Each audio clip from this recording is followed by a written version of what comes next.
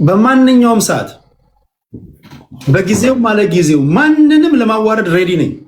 እኔ ጨዋዎች ሲያዙኝ ደስ ይለኛል፣ ጋጦጥ ሳዋረድ ደግሞ ደስ ይለኛል። ስለዚህ ጨዋ ምን ሆኖ ለምንድነው? ለአድማጭ ተመልካቾቻችን ነው። ትውልዱ ህፃናቶች፣ እናቶቻችን፣ አባቶቻችን፣ ምሁራኖች፣ ትላልቅ ሰዎች ሰከን ብለው እኚህ ሰዎች እነ ቴዲ ምንድን ነው የሚያወሩት የሚሉትን መስማት አለባቸው። ለዚህ ደግሞ ሲሪየስ መሆን አለብን እና ተከብራችሁ መታችኋል። ተከብራችሁ እንድትሄዱ የማድረጉ ኃላፊነት የኔ ነው። በሚነሱ ሀሳቦች ላይ ፍንትው ያለ ውይይት እናደርጋለን። ስለ ስነ ስርዓት ነው እያወራን ያለ ነው። ጠቅላይ ሚኒስትሩ የተናገሩትን ንግግር አስደምጣችኋለሁ። ምንም ቅር እንዳይላችሁ እዚህ ዩቲዩብ ላይ ያላችሁ ሰዎች ለጆሮችሁ የሚሰቀጥጥ ነገር አትሰሙም። ከቤተሰቦቻችሁ ጋር ሆናችሁ ቤት ውስጥ ሆናችሁ ዘና ብላችሁ ክፈቱ። ልጆቻችን ይህን ይሰማሉ ምንም እንዳትሰጉ። በእኔ የሆንባችሁ ከጆሮ ያመለጠ ድንገተኛ አጸያፊ ንግግር ካለ እንኳን ቅጽበታዊ እርምጃ ነው የምወስደው። እዚህ ውስጥ የማያቸው ሰዎች በሙሉ የማውቃቸው ናቸው።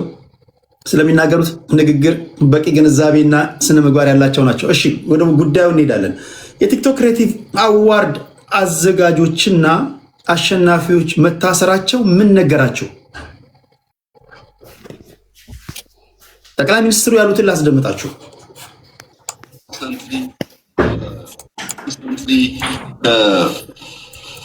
ቲክቶክ ጋር ተያይዞ በቁጥጥር ስር የዋሉ ወጣቶች ነበሩ። እነዚያ ወጣቶች ለኢትዮጵያ አስፈላጊ ናቸው። ያንን አውድ ተቀላ የመጀመሪያው ነገር እነዚህ ወጣቶች ለኢትዮጵያ አስፈላጊ ናቸው በሚለው እስማማለሁ። ሚዩት ያላደረገ ሰው አለ? ሚዩት ያላደረገ ሰው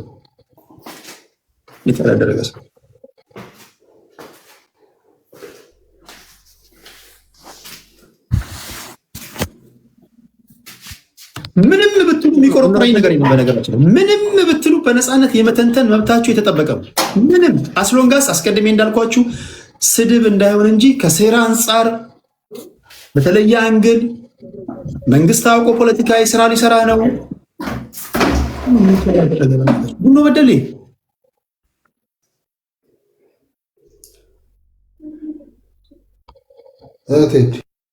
ሚዩት አላደረክም እኮ ሚኒት ነው እኮ ከዚህ ሚኒት አድርጌያለሁ እኔ ጋር። ኧረ የሆነ ቆርቆሮ ላይ እየሄድክ ነው እንዴ? ይጮሃል። ኧረ ላይ እየሄድክ ነው እንዴ? ዲሽ እየሰቀልክ ነው? እሺ እንዴት አያችሁ? አንዳንድ ሰዎች እዚህ ውስጥ እመኑም አትመኑም የመንግስት ሰዎች በደንብ ያደምጧቸዋል። የተቃዋሚ ሰዎች በደንብ ያደምጧቸዋል። የአንድ ሀገር መሪ ዜጎች በሚውሉበት ቦታ ላይ መዋሉን እንዴት አያችሁት? ሶሻል ሚዲያ ላይ ምንድነው ትውልዱ ወዴት እየሄደ ነው ያለው? ምንድነው የሚወራው? እንዴት ነው እየተንቀሳቀሱ ያሉት የሚሉትን ነገር መቆጣጠር መጀመሩን እንዴት አያችሁት? ይሄ ይበል የሚያሰኝ ነገር ነው ወይስ ለማሸማቀቅ ነው? በሁለቱም መንገድ የመተንተን መብታችሁ የተጠበቀ ነው። ሴቭን ላስገባው። የፋኖ ደጋፊ ነው። ስሙት፣ ጠቅላይ ሚኒስትሩ የሚናገረውን ስሙት። አቅለው ፈጥረው ለመማር ስራ ለመስራት መሞከራቸው ሊበረታታ የሚገባው ጉዳይ ነው። ነገር ግን ሲማሩ ከውጭ መማር ያለባቸውን እውቀትና መጠበቅ ሴፍጋርድ ማድረግ ያለባቸው የእኛን ባህል የእኛን ፍላጎት ከቀላቀሉ ግን ጥፋት ያስከትላል። ለዚያ ደግሞ መገሰጽ መመከር ያስፈልጋል ማለት ነው። ግማሹ ለምን ተያዙ ግማሹ ለምን አልተያዙም ይላል። እኛ ልጆቹን ኢንከሬጅ ማድረግ ነው የምንፈልገው፣ ግን እየገሰጽን እያስተማርን ለምን ለምሳሌ አንድ ሀገር ብንወስድ ስም መጥቀስ እኔ የግሌን ሀሳብ ነው የምሰጠው። የእኔ ትንታኔ በምንም ታምር እንዳይቆረቁራችሁ። ከኔ ጋር ብቃረን ያወርደኛል ምናምን በተደጋጋሚ ደጋግሜ የምነግራችሁ እኔ ላወርዳችሁ ወይም ደግሞ ላዋርዳችሁ የሚችለው ስድብ ከሆነ ብቻ ነው። ከዛ ውጭ የሚቆርቁረኝ ሀሳብ የለም። ይሄ የጠቅላይ ሚኒስትሩ ንግግር ለእኔ መስማት ከአንድ ሀገር መሪ መስማት የምፈልገው ንግግር ነው። የአንድ ሀገር መሪ በዚህ ደረጃ ሲሪየስ መሆን መቻል አለበት ብዬ አስባለሁ። በተለይ ሶሻል ሚዲያ ላይ እንደፈለግን ህዝብ እየተሳደብን እንደፈለግን ብሔር እያንቋሸሽን እንደፈለግን ራቁታችንን እየተገላለጥን አለቅላቂ በል አጨብጫቢ በል ምን በል መረረ፣ ዋጠ፣ ምንድነው ተመቸ፣ አይበርደኝም፣ አይሞቀኝም። እኔ የውስጤን ነው የምናገረው። እናንተ መስማት የምትፈልጉትን ደግሞ እዚህ ውስጥ ያሉ ደግሞ ይናገሩላቸዋል። የኔ የራሴ ሀሳብ። መንግስት ሲሪየስ መሆን መቻል አለበት። እኛ በባህሪያችን ሲሪየስ ካልሆኑብን ራምፓንት እንወጣለን። በነገራችን ላይ ደሶኮል ዲሞክራሲ የመጀመሪያው ነገር የሚያለማመደን ነገር ዲሞክራሲ ራምፓንት ትውልድ ይፈጥራል። ዳትስ ዋይ ሰምታይምስ አሁን ዲክታተርሺፕ ይመቸኛል ለምላችሁ ዲሲፕሊን የሆነ ትውልድ ይፈጥራል ብዬ አስባለሁ። ዲሞክራሲ ስለተባለ ላደጉት ሀገራት ራሱ አስቸጋሪ ነው። ዲሞክራሲ ስድ ስትሆን ሃይባይ ህግ ሊኖር ይገባል። ማንም ከመሬት ተነስቶ ማይሰድባችሁ፣ ማንም ከመሬት ተነስቶ የወጣችሁበትን ማህበረሰብ ማያንቋሽሽ። የመጀመሪያ ነገር ዲሲፕሊን ነው አይደል? እንዴት ነው አሁን እዚህ ጋር የምናወራው የምንቀመጠው እኮ የምንጨዋወተው ስለተከባበርን ነው።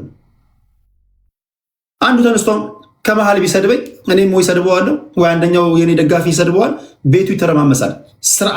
በስርዓት የጀመርነው ነገር ስርዓተ ቢስ ይሆናል ማለት ነው። ስለዚህ ስርዓት ለሁሉም ነገር መሰረት ነው።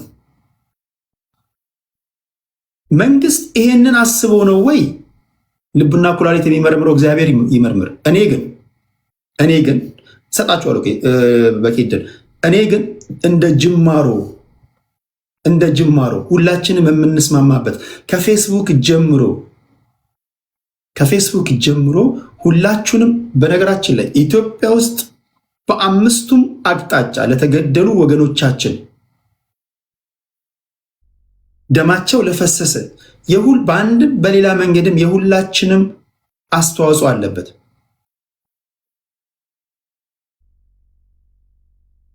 ንስሐ የምትገቡ ካላችሁ እግዚአብሔርን ይቅርታ የምትጠይቁ ካላችሁ በማወቅም ባለማወቅም የተናገራችሁት ነገር ካለ እናንተ እንትን ትላላችሁ። ትውልድ ግን በስነ ስርዓት እናንተም እኮ ነገር ስልጣን ላይ ስትወጡ እኮ ስርዓት ያለው ህዝብ ለመምራት ነው መምጣት ያለባችሁ እንጂ ስድ የሆነ ትውልድ ከሆነ ለእናንተም ለመምራት አስቸጋሪ ነው የሚሆነው። ተቃዋሚ ፓርቲዎች እኔ ይህንን ፓርት በተለይ ሶሻል ሚዲያ ቲክቶክ ላይ ፌስቡክ ላይ እያንዳንዱ ቦታዎች ላይ የህግ አካላቶች ለስርዓት የሰጡትን ቦታ እኔ በአዎንታዊ መንገድ ነው ማለት። እናንተ እንዴት እንደምታዩት አላውቅም። ባያስፈልግም ከ16 ዓመት በታች ያሉ ልጆች ሞባይል እንዳይዙ ህግ ያወጣ ሀገር አለ። ለምን? እነዚያ ልጆች ሞባይል ይዘው ከሚያገኙት እውቀት በላይ ጥፋት ነው ብሎ አስቧል። ታዲያ እንዴት ቴክኖሎጂ ይጠቀሙ ሲባል ትምህርት ቤት ሲሄዱ ኮምፒውተር አላቸው፣ መምህራን ይቆጣጠራሉ። ቤት ሲገቡ ኮምፒውተር አላቸው፣ ወላጅ ይቆጣጠራል። እዚህ መሃል ግን ስልክ መያዛቸው ጉዳት እንጂ ጥቅም የለውም ብሎ ከልክሏል። ሌላ ሀገር ደግሞ የወሰን እንደሆነ በሳይበር ሴኩሪቲ ተቋም በመገልገል ቲክቶክ በአንድ ሀገር ውስጥ 100% በሚባል ደረጃ ህፃናት ከ16 ዓመት በታች ከሆኑ ከስቴም ውጪ ቲክቶክ ማየት አይችሉም። ቲክቶክ አለ ሳይንስ፣ ማቴማቲክስ፣ ቴክኖሎጂ ነክ ጉዳይ እንጂ ያለባበስ ያዘፋፈን ምናምን ነገር ማየት አይችሉም። ዘግቷል። ያ ሀገር ያ ብቃት አለው።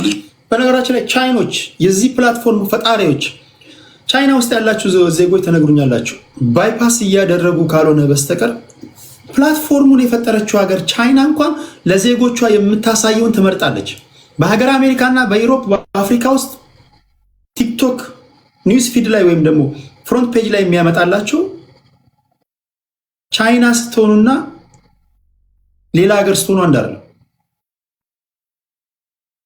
ይህን ታውቃላችሁ? ጌም የሚጫወቱ ጌም ፕላትፎርሙ የቢዝነስ ነው። እኔም ቅድም ጌም ተጫዎች ያለው እናንተም ሁላችሁንም እዚህ ውስጥ ያላችሁትን ጌም እንድትጫወቱ አበረታታለሁ። አንደኛ አካውንታችሁ፣ ሁለተኛ ገንዘብ ታገኛላችሁ፣ ሶስተኛ ፕላትፎርሙ የመጣችሁት የቢዝነስ ነው። የቢዝነስ ፕላትፎርም ላይ እንደመሆኑ መጠን ቢዝነስ መስራት አለባችሁ። በቃ ዘመኑ የፈቀደው ነው። ስለዚህ ዘመኑ የፈቀደው ነገር አለመጠቀም ሞኝነት ነው። ነገር ግን ጌም ስትጫወቺ እርቃንሽን መሆንና ጦትሽን ዳሌሽን ማሳየት ወይ እርቃንህን መሆንና ወይም ደግሞ ብሔሮችን መሳደብ ለአንተ ገንዘብ ተብሎ ሃይባይ ሊኖረው ይገባል። ካልሆነማ ምኑን ሀገር ሆነ? ይሄ ሁላችን የምንስማማበት ነው። እስካሁን ጆሮ ምትቆርጥ ሙሙዬን ቆርጣለሁ ምትይ ቤትሽ ተደበቀሽ ቁረጮ ያንቺን ጡት ስታሳይና ያንቺን ሙሙ ስትቆርጭ ግን እኛ አደባባይ ላይ ማየት የለብንም። ቤትሽ ከፈለሽ በእንትን በምንድን ነው በአካፋ በፈለሽው ነገር ቁረጭው። ችግር የሚሆነው ፐብሊክ ላይ ስታደርጊ ነው። ለምን ህፃናት የሚባሉ ነገር አለ። ህፃናት ታዳጊዎች አሉ፣ የእናንተ ልጆች አሉ፣ የእኛ ልጆች አሉ፣ ትውልድ አለ። ህፃናቶች እዚህ ጋር የምታደርጉትን ነገር ሁሉ ያዩና አንዲት ሴት እርቃኗን ስትወጣ አንበሳ ስታወርድላት እቺ የወለድካት ልጅ አሃ ለካ አንበሳ የሚያሸልመውና ጭብጨባ የሚያስገኘው እርቃን መሆን ነው። እርቃንነትን ትለማመዱ ያደርጋል። ሁለተኛ ስዶችን ስትሸልሙ ትውልዶች አሃ ጨዋነት ሳይሆን ለካ ስድነት ነው የሚያሸልመው ይለዋል። በርሽን ዘግተሽ ስድ መሆን መብትሽ የተጠበቀ ነው። እንደፈለግሽኝ ህዝብ እያየቅን ለምሳሌ ባደጉት ሀገራት ፐብሊክ ኤሪያ ላይ የፈለጋችሁና ታደርጉ መሳሳም አጉላጉል ነገር ማድረግ እኮ ቀፍድሮ ያስገባዋል። ባደጉት ሀገራት ባለሽበት አሜሪካ ባለበት ካናዳ፣ አውስትራሊያ የትም ፐብሊክ ኤሪያ ላይ እንደ ልብ ቅጥ የወጣ መሳሳም እንኳን አትሳሳም። ራቁትሽ መሄድ አትችይም።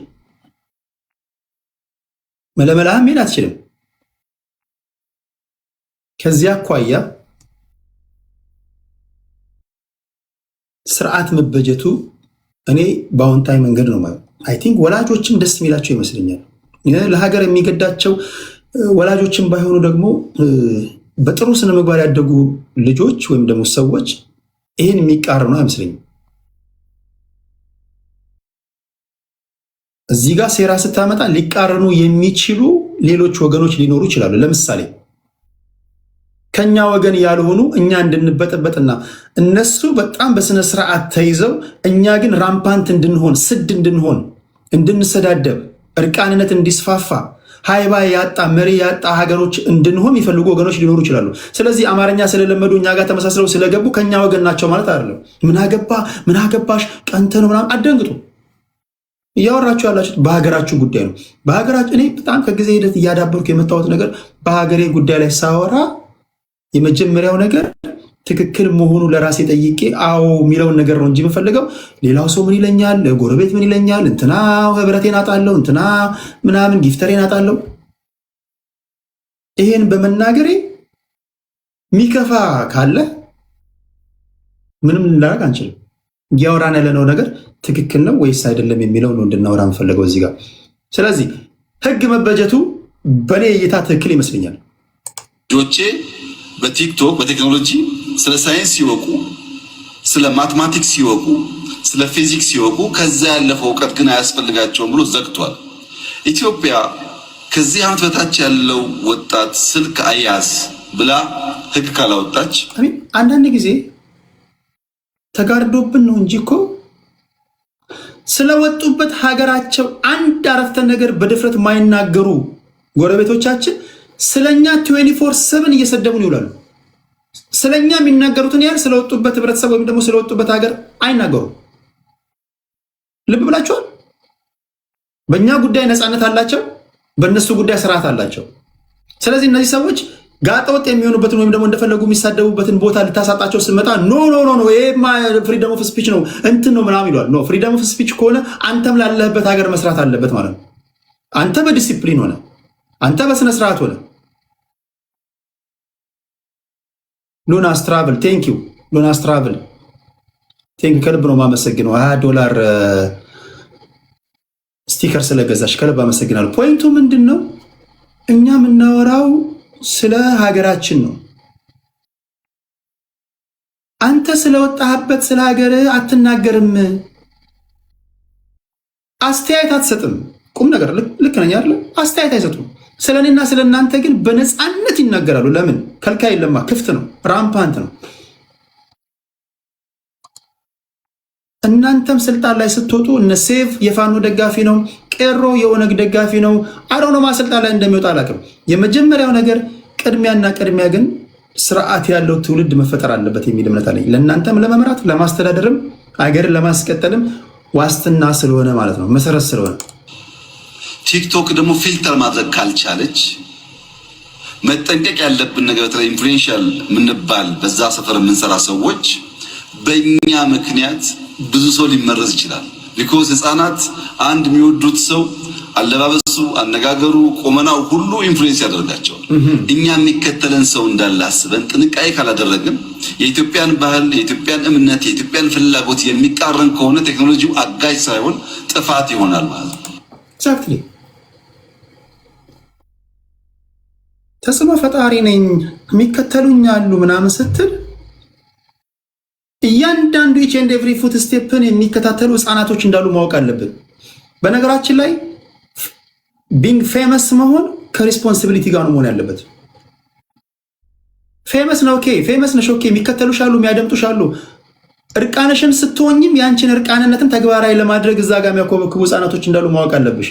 አረ እንዲህ ብናገር፣ እንደዚህ ብለብስ፣ ይሄን ብቀጣ፣ እንዲህ ባድርግ ህፃናቶች አረ እኔ ሊከተሉኝ ይችላሉ ለነሱ ማለት አለባቸው። አንዳንድ ነገሮች እኮ ኦፍ ሪከርድስ የምናወራው ነው ፐብሊክ ላይ የምናወራው።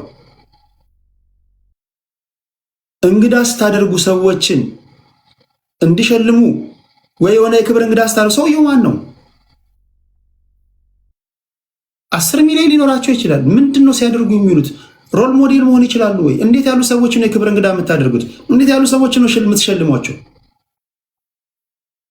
ምክንያቱም እናንተ ብቻ ሳትሆኑ አሁን ተጽዕኖ ፈጣሪ ስትሆኑ፣ ታዋቂ ስትሆኑ፣ ኢቨን ፖለቲከኛ እንኳን ስትሆኑ እናንተን የሚያደንቋችሁ ብዙ ወጣቶች አሉ፣ ብዙ ሰዎች አሉ።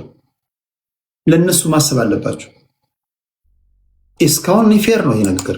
ቴክኖሎጂ የምንማርበት፣ የምንጠቀምበት፣ የምናድግበት እንዲሆን በእኛ ውስጣዊ ሁኔታ የተገራ መሆን አለበት። ከዚህ አንጻር ሳይበር ሴኩሪቲ በጣም ከፍተኛ ኃላፊነት ያለበት ተቋም ነው።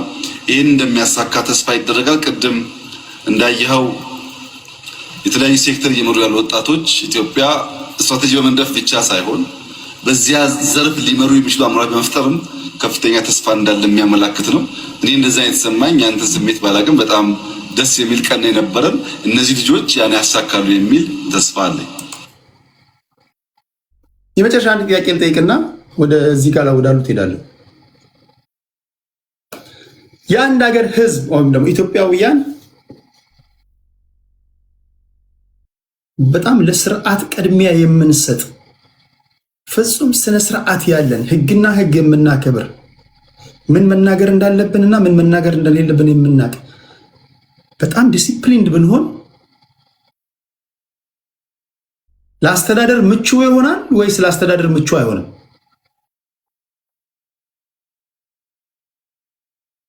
የትኛውም ዓለም ላይ ብትዞሩ ሀገርን የሚጠብቁ ኢቭን ሌላውን ተውት፣ እኛ እንኳን በወሬ የምንሰማው በመንግስቱ ኃይለማርያም ጊዜ እኮ የነበሩ ዜጎች ትውልዶች የኢትዮጵያ ባንዲራ ሲሰቀል ማንኛውም ሰው ቆሞ ባንዲራው እስኪሰቀል ድረስ ያስጨርሳል ይባል ነበር። ዲሲፕሊን ከዚህ ይጀምራል። ስለዚህ ስርዓት ለሁላችን ነው ብዬ ነው ማስበው። ብዙዎቻችሁ እዚህ ጋር እየመለሳችሁ እንዳላችሁት ስርዓት ለሁላችን ነው። ለገዢው ፓርቲ በለው፣ ለተቃዋሚ በለው፣ ለሃይማኖት ሰዎች በለው፣ ለሞቲቬሽናል ስፒከሮች በላቸው፣ የሁሉ ነገር መሰረቱ ስርዓት ነው። ገንዘብ እስካገኘው አይ ዶንት ኬር፣ እውቅና እስካገኘው አይ ዶንት ኬር፣ ተጽዕኖ ፈጣሪ ተብዬ ሬድ ካርፔት ላይ እስካራምዱኝ ድረስ አይ ዶንት ኬር የሚል ትውልድ መፈጠር የለበትም። ከዛ ይልቅ ይሄን ብናገር ይሄ ሊሆን ይችላል እንዴ ምናምን ብሎ ሁለቴ ሶስቴ ከመናገራችን በፊት የምናስበው መቻል አለበት ብዬ አስባለሁ። ይሄን ነው የምለው። እናንተ በዚህ ጉዳይ ላይ ምን ትላላችሁ? የእናንተን ሐሳብ አስተያየት ሰማና ዘግየት ብላችሁ ለገባችሁ ሰዎች የቲክቶክ ክሬቲቭ አዋርድ ላይ ተሳትፈው የነበሩ ሰዎች ባለባበሳቸው ባነጋገራቸውና በድርጊቶቻቸው ትውልድን አስተምሩን በሚል አሰርናቸው እንጂ ልንቀጣቸው ልናጠፋቸው አይደለም ያሰርናቸው ልናስተምራቸው እንጂ የሚል ንግግር ጠቅላይ ሚኒስትሩ ተናግረዋል። ይህን ንግግር እንዴት አያችሁት? እናንተ እንዴት አያችሁት? አሁን እዚህ ጋር መርጦ ነው መንግስት የሚያስረው የማለት መብታቸው የተጠበቀ ነው። ስፔሲፊካሊ እነዚህ ግሩፖች ላይ ፖለቲካ ሊሰራባቸው ነው። ኦኬ እንደዛ ከሆነ እንትና ለምንድን ነው የማይታሰረው? እንትና እንዴት ታለፈ የማለት መብታችሁ የተጠበቀ ነው። ከልብ ነው የማመሰግነው። ለሁላችሁም ተመጣጣኝ ደቂቃ ሰጣችኋለሁ። ይሄን ውይይት ማክሲመም ከ2 ወይ ከ3 ዙር በላይ አልመራውም፣ ሰዓት ስለሄደብኝ። ነገ ከነገ ወዲያ በተመሳሳይ ርዕስ ስለምገባ እንቀጥላለን ማለት ነው። ለማስረሻ ሰጤንም ነገ አመጣላችኋለሁ። ወደ እናንተ ከመምጣቴ በፊት አንድ ቅድም የተናገርኩት ንግግር ነበረ። በዚህ ልጀምርና ወደ ተዋዮች ሄዳለሁ። ዩቲዩብ ላይ ላላችሁ ሰዎች ፍቅር ሲዝም አዲስ ስራ አግኝቷል ብያችሁ ነበረ። ፕሮግራሙ መዝናኛና ፖለቲካ ነው። ይሄ የፍቅር ሲዝም እምነት ባለራዕይና መስራች አገር በቀል እምነት ነው። በነገራችን ላይ በእምነቱ ምክንያት ጫና ስለተደረገበት ከሀገር ተሰዷል። ከሀገር ተሰዶም ግን ሌላ ስራ አግኝቷል። ለእምነቱ ተከታዮች አባታችን የት ነው ያለው፣ የዚህ እምነት መስራች የት ነው ያለው ለምትሉ ሰዎች ፍቅር ሲዝም ክብራትና ክብራን በተሰደደበት ሀገር የሚከተለውን ስራ እየሰራ ነው።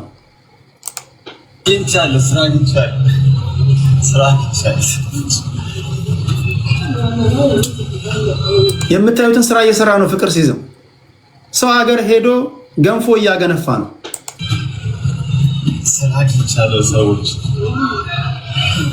እንደምታዩት ገንፎ እያገነፋ ነው። ስራ ተገኝቷል። ስራ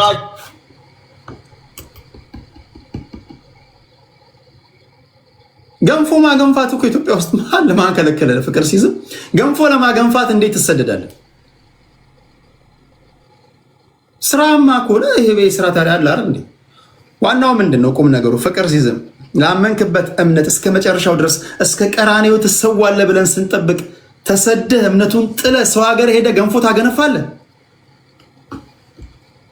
ገንፎ ሲዝም ለገንፎማ ምን አለ ኢትዮጵያ? ያ እኮ ከኦርቶዶክስ፣ ከፕሮቴስታንት፣ ከእስልምና፣ ከሐዋርያቶች፣ ከካቶሊክ የተለየ እይታ ታሳየናለህ ምናምን ብለን ነበር ስንጠብቅ የነበረው። እውነት ለመናገር ይሄ ሰውዬ ሳናቀው ከእግዚአብሔር ሆኖ እንዳመልጠን ምናምን ብዬ ብዙ ጊዜ ተከራክሬለት ነበር። መጨረሻ ገንፎ ማገንፋት ሆነ። ጠቅልለን ገብተን ቢሆን ተበልተን ነበር ለማለት ያህል ነው። ይሄ ነው አዲሱ ስራው የፍቅር ሲዝም።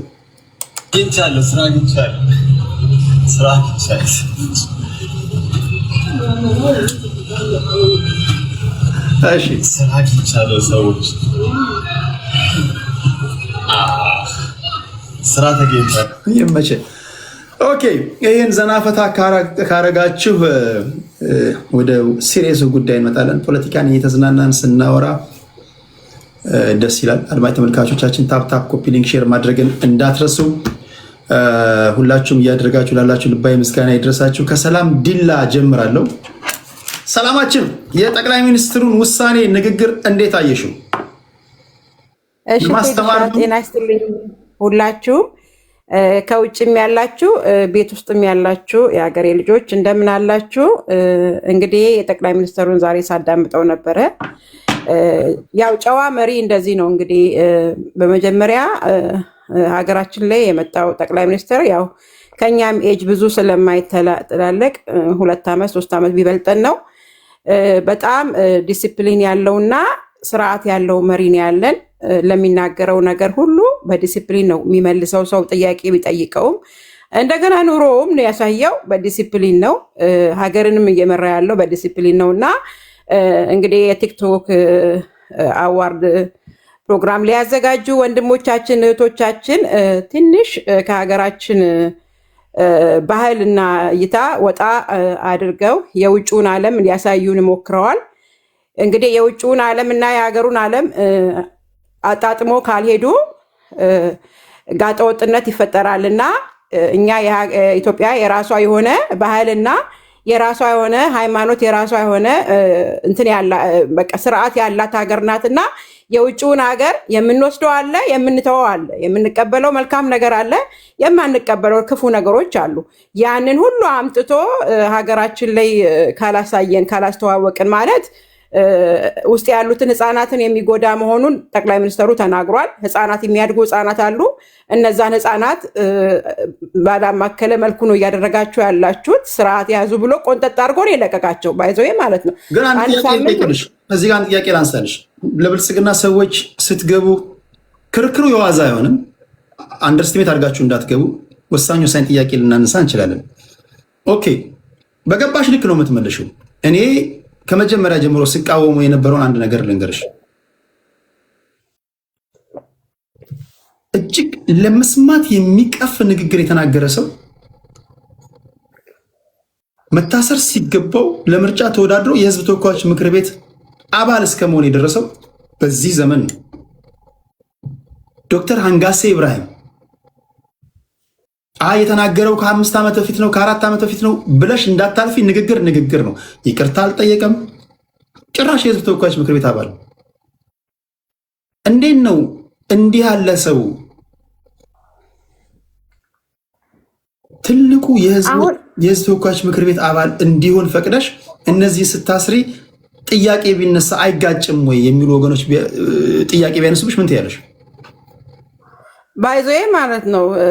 አንጋሴ አሁን በዚህ ሰዓት የህዝብ ተወካዮች ምክር ቤት ይኑር አይኑር የማውቀው ነገር የለም። ግን በዛ ሰዓት እኔም ተቃውሜያለሁ።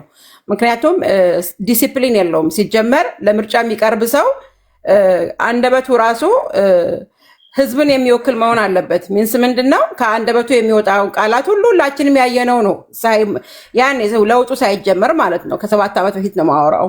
በጣም አጸያፊ ንግግሮችን የሚናገር ሰው ገብቶ እዛ ላይ ህዝብን ወክያለሁ ቢል ጨዋታና እቃቃ ነበረ። የዛን ሰሞን እቃቃ ነበረ።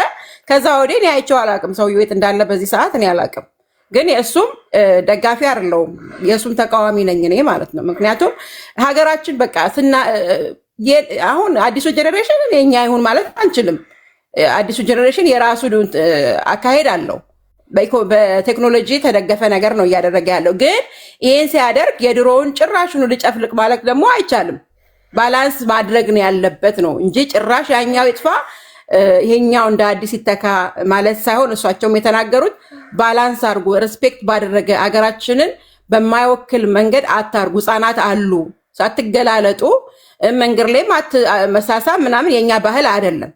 አሁን አንዳንድ ወንድሞቻችን የሚያደርጉት በተለይ በአሁን ሰሞኑን የሚታዩ ስማቸው መጥቀስ አልፈልግም፣ እየወጡ በጣም ፌመስ ናቸው፣ በጣም ተከታይ ያላቸው እያወጡ የሚያደርጉት ሲጀመር ሪሌሽንሽፕ ትዳርም ከፈለጉ እንደዚህ አይነት ትዳር መጨረሻውም አያምርም ሲጀመር ማለት ነው። እያደረጉ ያሉት ለህፃናት ይሄን ሁኑ ነው፣ እንደዚህ ነው ትዳር እያሉ ነው፣ እንደዚህ ነው ማናቸው? ስሚያቸውን ጥሪ። ማናቸው? ሪጀክት ማድረግ አለብን። ጃኒና አዶናይ። አሁን ወንድሜ አዶናይ እኔ ውጭ ሀገር እያለ በጣም ያሳዝነኝ ነበር። ባይዘዌ ማለት ነው። የሚያስተላልፈው መልእክት ምን አደረገ? አጸያፊ ነገር አድርጓል። ከገባ በኋላ አገር ቤት ከገባ በኋላ የሚጠቀማቸው ቃላቶች እኔ አይመቹኝም። በቃ ከኛ ባህል ውጭ ነው የሚጠቀማቸው ቃላቶች። ትንሽ ዲሲፕሊን የጎደለው ነው እና የሚያስተምረው ትምህርት አለ። ባይዘዌ የምንቀበላቸው ብዙ ሰዎች ዲፕሬሽን ውስጥ ሲገቡ እንዴት መውጣት እንዳለባቸው የሚያስተምር ነገር አለ። ግን ባላንስ አላደረገም። ሁሉንም ነገር ውጭ ያለውን ነገር ሀገር ውስጥ ላራክፍ የሚለውን ነገር ቢተውና ባላንስ አድርጎ አስተማሪ ነገሩን ለወጣቱ እንደዚሁ ዲፕሬሽን ውስጥ ለገቡ ብዙ ወጣቶች አሁን በኑሮም ሁኔታ እንደገና ሀገራችን ውስጥ ባለው ስራ አጥነት በጣም ብዙ ሰዎች ስፔሻሊ ያንጎች ዲፕሬሽን ውስጥ እየገቡ ነው። ይሄ እንዳይሆን እያስተማረ ነው ልጁ። ትችላላችሁ፣ ማድረግ ትችላላችሁ፣ ተስፋ እንዳትቆርጡ የሚል ብዙ ነገር ያስተምራል።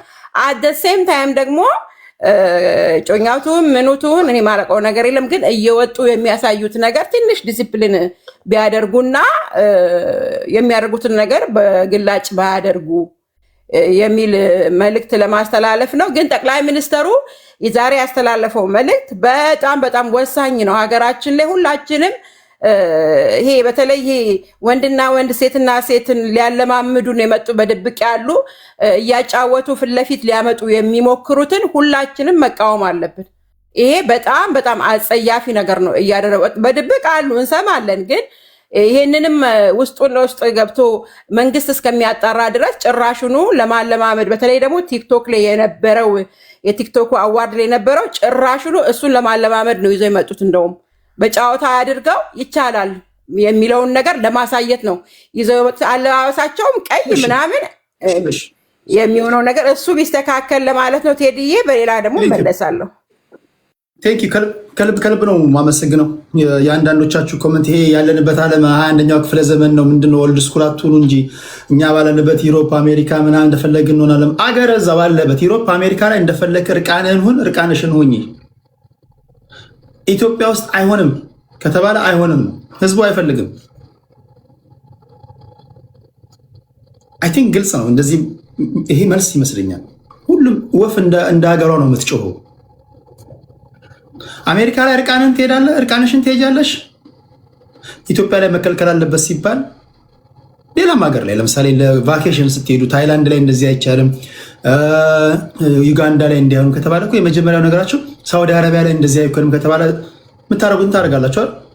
በምትሄዱበት ቦታ ላይ የሌላ ሀገርን ሕግ አክብራችሁ ኢትዮጵያ ላይ ግን በአሜሪካ ሕግ እንዳኝ ወይም ደግሞ እንደ አሜሪካ ወይም እንደ ኢሮፕ ኑን ማለት ለተቃዋሚ ፓርቲዎችም ነገ ስልጣን ይዛችሁ ስታስተዳድሩ ለእናንተ አስቸጋሪ ስለሚሆን ትክክል አይደለም። ስርዓት ያስፈልጋል ማለት ያለው። ቴንኪዩ ሰላማችን ከልብ ነው ማመሰግነው። ከሰላም በኋላ ወደ ቡኖ በደሌ እንሄዳለን።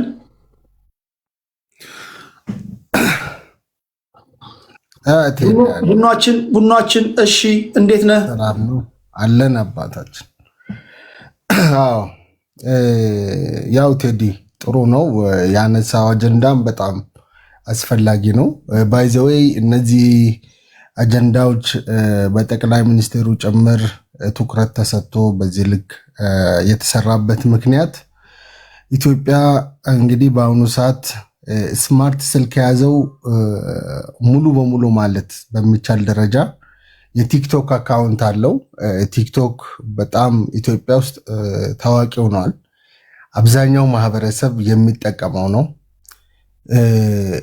የሚገርምህ በቴሌ ዳታ መረጃ እንኳን የቲክቶክ እንትን አለ ዳታ የምትሞላበት ማለት ነው ፓኬጅ። የቲክቶክ ፓኬጅ የሚሞሉ እንኳን ኦልሞስት ስልክ ከሚጠቀሙ ስማርት ስልክ ከሚጠቀሙ ህዝቦች 85% በላይ የሚሆኑት የቲክቶክ ፓኬጅ ይሞላሉ። ይሄ የቴሌ ዳታ ነው እና በዚህ ልክ ትኩረት ተሰጥቶበታል ማለት ነው። ስለዚህ ብዙ ተከታይ ስላለ መንግስትም በዛ ልክ ወደዛ መጥቶ የራሱን ፖለቲካም ሊሆን ይችላል፣ አጀንዳዎችም ሊሆን ይችላል፣ የራሱን ሀሳብ ፖሊሲ የሚያሳውቅበት ይሆናል። እንደ ሀገርም ደግሞ ማጆሪቲ እየተጠቀመ ስለሆነ ፈር መያዝ አለበት፣ ስርዓት መያዝ አለበት። ከዚህ አኳያ ቲክቶክ አዋርድ ላይ የተደረገው ልጆቹን ይዞ የመምከር ጉዳይ በጣም ጥሩ ነው። ምክንያቱም እንደዚህ አለባበሳቸው የነበሩ ልጆች እኮ ሜቢ ያቺ ወንፊት አይነት ልብስ የለበሰችዋ ልጅ ከንፈሯን ተልትላ ገል ብታረግበት ማንም የሚጠይቃት ሰው የለም። ራቁቷን ወይንም ኮባ ጠቅልላ ብትሄድ ማንም አይጠይቃትም። ይሄ ካልቸራል ኢንቬዥን ከመከላከል አኳያ የተደረገው ነገር በጣም አስፈላጊ ነው። የኛ ካልቸር ስለ ራሳችን ቱሪዝም የምንሰራበት ጊዜ ነው። የራሳችንን ባህል የምናሳይበት ነው። ስለዚህ በቱሪዝሙም ዓለም በደንብ መታወቅ ስላለብን ብለብሱ ቢያሳዩ እንኳን የኛን ለብሶ ቢያሳዩ እዛ ቲክቶክ ላይ በጣም ደስ ይለን ነበር እና በዚህ ልክ ነበር የምንጠብቀው። ማለት አብዛኞቻችን ይሄን እንጠብቅ ነበር። ሳይሆን ግን ነው የቀረውና በዛ ልክ ልጆቹን ለመምከር የተደረገው። ሌላም ደግሞ ባህላዊ አባባሎች የማህበረሰቡን ታቦችን ያልጠበቁ ኢቭን ማርክ አርጎ እስከ ማምጣት ድረስ የራሱን መለያ አርጎ እስከ ማምጣት ድረስ ሰግጦ መፈመስ ማለት በደንብ ዲዛይን መደረግ አለበት። በምን ልክ ነው? የኔ ጥያቄ አሁን መንግስት ድሮም ይሄን በህግ ደረጃ ይዞት ነበረ እነዚህ ልጆች ከመታሰራቸው በፊት ወይስ ልክ እነዚህ ልጆች ይሄን ነገር ሲናገሩ ነው መንግስት ቆይ አንድ ጊዜ ምንድነው እየሆነ ያለው ብሎ ድንገት ከእንቅልፉ እንደባነነ ነገር የባነ ነው? ከዛ በፊትም በህግ ደረጃ በእርግጥ ከ3000 ነው ከ2000 በላይ ፎሎወር ያላቸው ከ5000 በላይ ፎሎወር ያላቸው ሰዎች ሶሻል ሚዲያ ላይ በነገራችን ላይ በዚህ አጋጣሚ ከ5000 በላይ ፎሎወር ያላችሁ ሶሻል ሚዲያ ላይ ማንኛውም የምታደርጉት ንግግርና የምትጽፉት ጽሁፍ ከሳሽ ካለ ያስከሳችኋል የሚል ይቆጣል። ታውቃላችሁ? ይሄን የሶሻል ሚዲያ ቴሌግራም ላይ ለጥፌላችኋል። ከዛ በፊት የተለያዩ ንግሮች የሚናገሩ አካላቶች ነበሩ። በእርግጥ የታሰሩ አሉ። አጸያፊ ተሳዳቢዎች ምናምን የታሰሩበት አጋጣሚ እናስታውሳለን። እነዚህ ልጆች በዚህ ደረጃ አለባበስም መታየት የጀምረው ልክ እቺ ልጅ እርቃን መውጣት ስትጀምር ነው ወይስ ከዛ በፊትም አለባበስም ከግምት እናስገባለን? ንግግር ብቻ ሳይሆን የሚል ህግ ወጥቶ ነበር። አዎ ያው አንደኛ ሚድልስትን ካወቃት ሚድልስት ላይ እንደውም የሚዲያ እንትን የለም፣ ፍሪደም ኦፍ ስፒች የለም። ታውቃለህ፣ ማንም ሰው በሶሻል ሚዲያ ሊሚትድ ነው፣ መናገር አይችልም። ብናገር እንኳን ይሄ ስፒች ላይ በጣም ሊሚትድ የሆኑ ሰዎች ናቸው። ሚድልስት ላይ የሌለውን ነገር ነው። የመናገር ነፃነት ስትሰጥ ደግሞ በዛ ልክ ባህሉን በጠበቀ ወጉን በጠበቀ መልኩ እንደሆነ ይታወቃል። አሁን ግን የቲክቶክ ጉዳይ ላይ ስንመጣ ቴዲ ምን አለ መሰለ፣ ማጆሪቲ ህዝብ አብዛኛው ማህበረሰብ ኢትዮጵያ ውስጥ ልታይ ትችላለህ።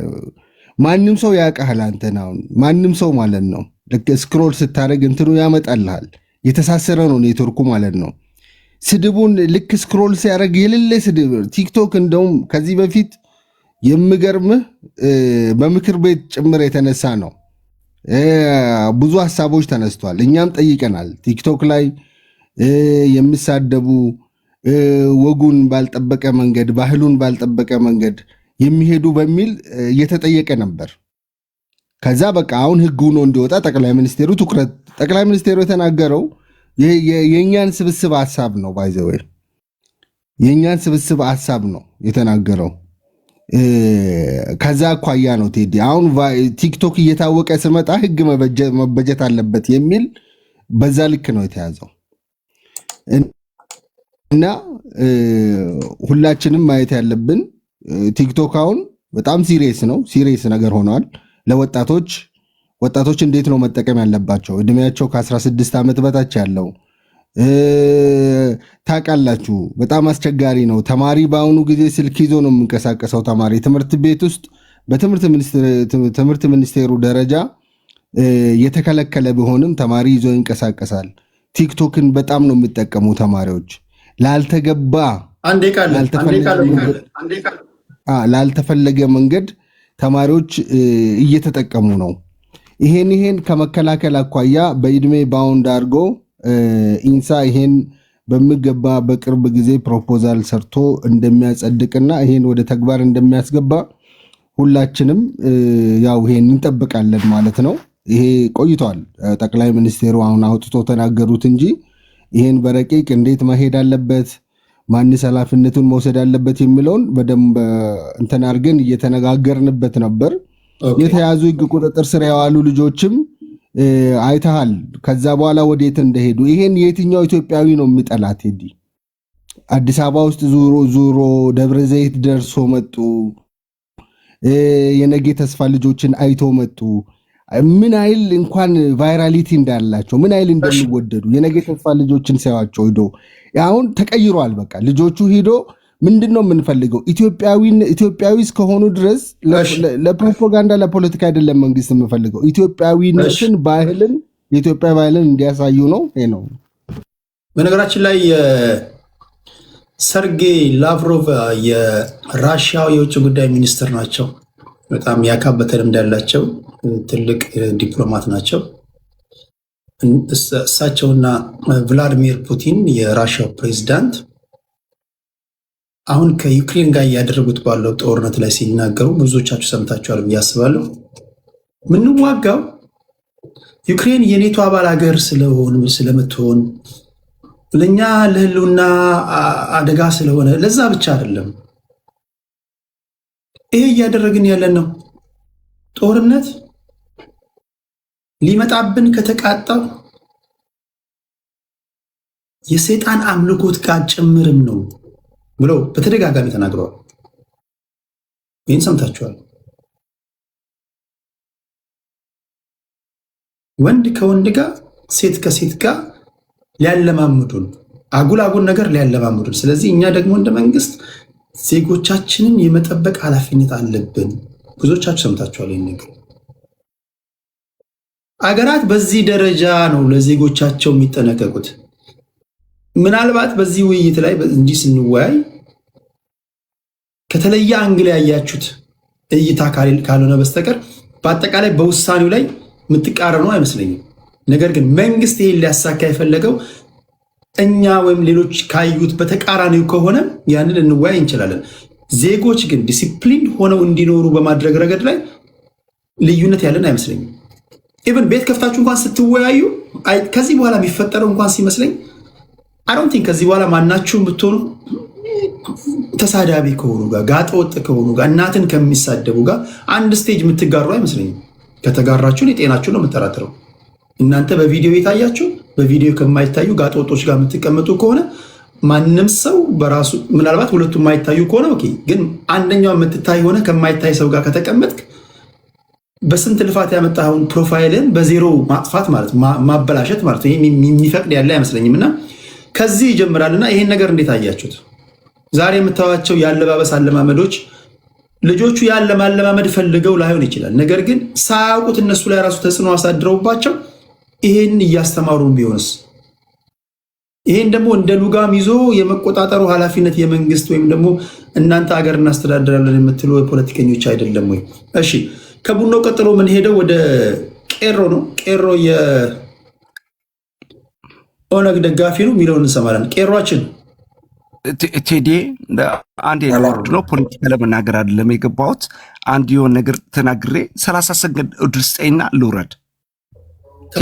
ከምናነሳው ጋር የሚሄድ ነው ነው አይደለም ኢንፎርሜሽን። ምክንያቱም አንተ የኢትዮጵያ ሕዝብ አንተ ድምፅ ነው የምትሆነውና በዚህ አጋጣሚ የሆነ ኢንፎርሜሽን ተናግሬ ለመውረድ ስለፈለኩ ነው። እሺ ምንድነው ኢንፎርሜሽኑ? ምን መሰለህ፣ በዚህ ሰዓት የትግራይ ሕዝብ በራብ እየሞቱ ነው። በየቀኑ 10-20 እየሞቱ ነው።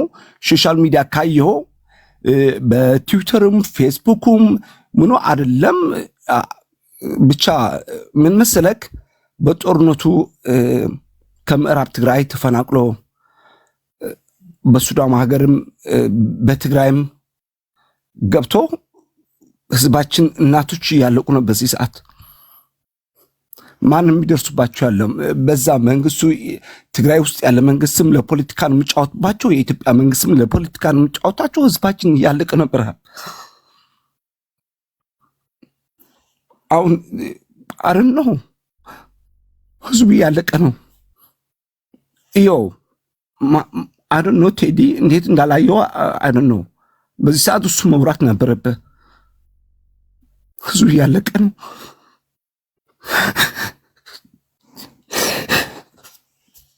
አታልቀስ ወንድሜ፣ አይዞህ። ይሄ የአንተ ብቻ ሳይሆን የሁላችንም እናቶች ናቸው፣ የሁላችንም አባቶች ወንድሞች ናቸው። ትክክለኛ ህሊና ያለው ሰው ይህንን ድምፅ መሆን አለበት። ለዛም ነው እንደፈለክ እንድትናገር የፈቀድኩልን። ዜናውን እስካረጋገጥ ነው እንጂ እዛ አካባቢ ላይ እንደዚህ ራብ ተፈጥሮ ወገኖቻችን እያለቁ ነው የሚል ነገር ሰምቻለሁ። አንድ ሰው በቴክስት እዚህ ልገባ ስል ጽፎልኝ ነው እና በዜና መልክ ሳላየው ገባሁኝ፣ ላይፍ ገባሁኝና ከእንዳልክ ጋር ወሬ ላይ በነበርኩበት ሳለ ነው እንጂ ከመግባቴ በፊት አንድ ሁለት ሰዎች እንደዚህ በቴክስት ልከውልኝ ነበር። እዛ አካባቢ ያላችሁ ሰዎች ትግራይ ክልል ላይ ወገኖቻችን ላይ ራብ ተፈጥሮ ወገኖቻችን እየሞቱ ከሆነ ይህንን ድምፅ መሆን አለብን የሚል እምነት አለኝ። ከዚህ ውጭ ሌላ ልናነሳ የምንችለው የፖለቲካዊ አጀንዳ መሆን የለበትም ብዬ አስባለሁ። በምንችለው ነገር ሁሉ ያለምንም ልዩነት ያለምንም ፖለቲካዊ ልዩነት እንዲህ አይነት ነገሮችን ድምፅ መሆን አለብን። የኔም አቋም ይሄ ነው እና ኮማንዶ ከልብ ነው የማመሰግነው። ሌላ የምትለው ነገር ካለ የምታስተላልፈው ነገር ካለ ከዚህ ጋር በተያያዘ የሰማሁት ነገር እውነት ነው ማለት ነው? ተናገር። ቴዲ ምን መሰለክ፣ እዚህ ጋር ሰው ስላወራ ምናምን ሳይሆን ቪዲዮ በየቦታው ሼር የተደረገ ነው።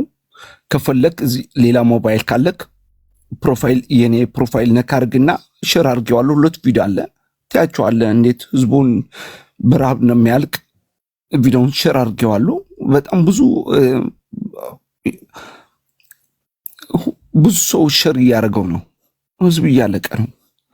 ማንም የሚሰማው የለም ምናምን ነገር። ህንጻጽ የሚባለው ነው ከሁመራ አካባቢ ተፈናቅሎ የመጣ ህዝብ ነው።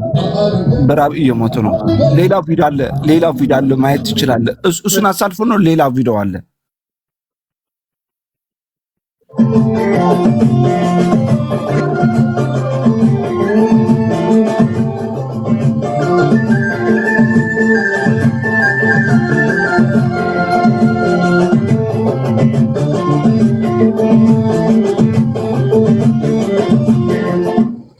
ምንድነው ማድረግ ያለብን?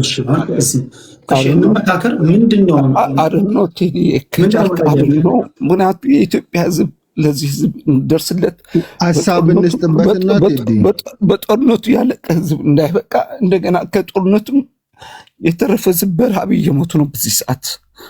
አድኖ ምን ማድረግ እንዳለብን አላውቅም።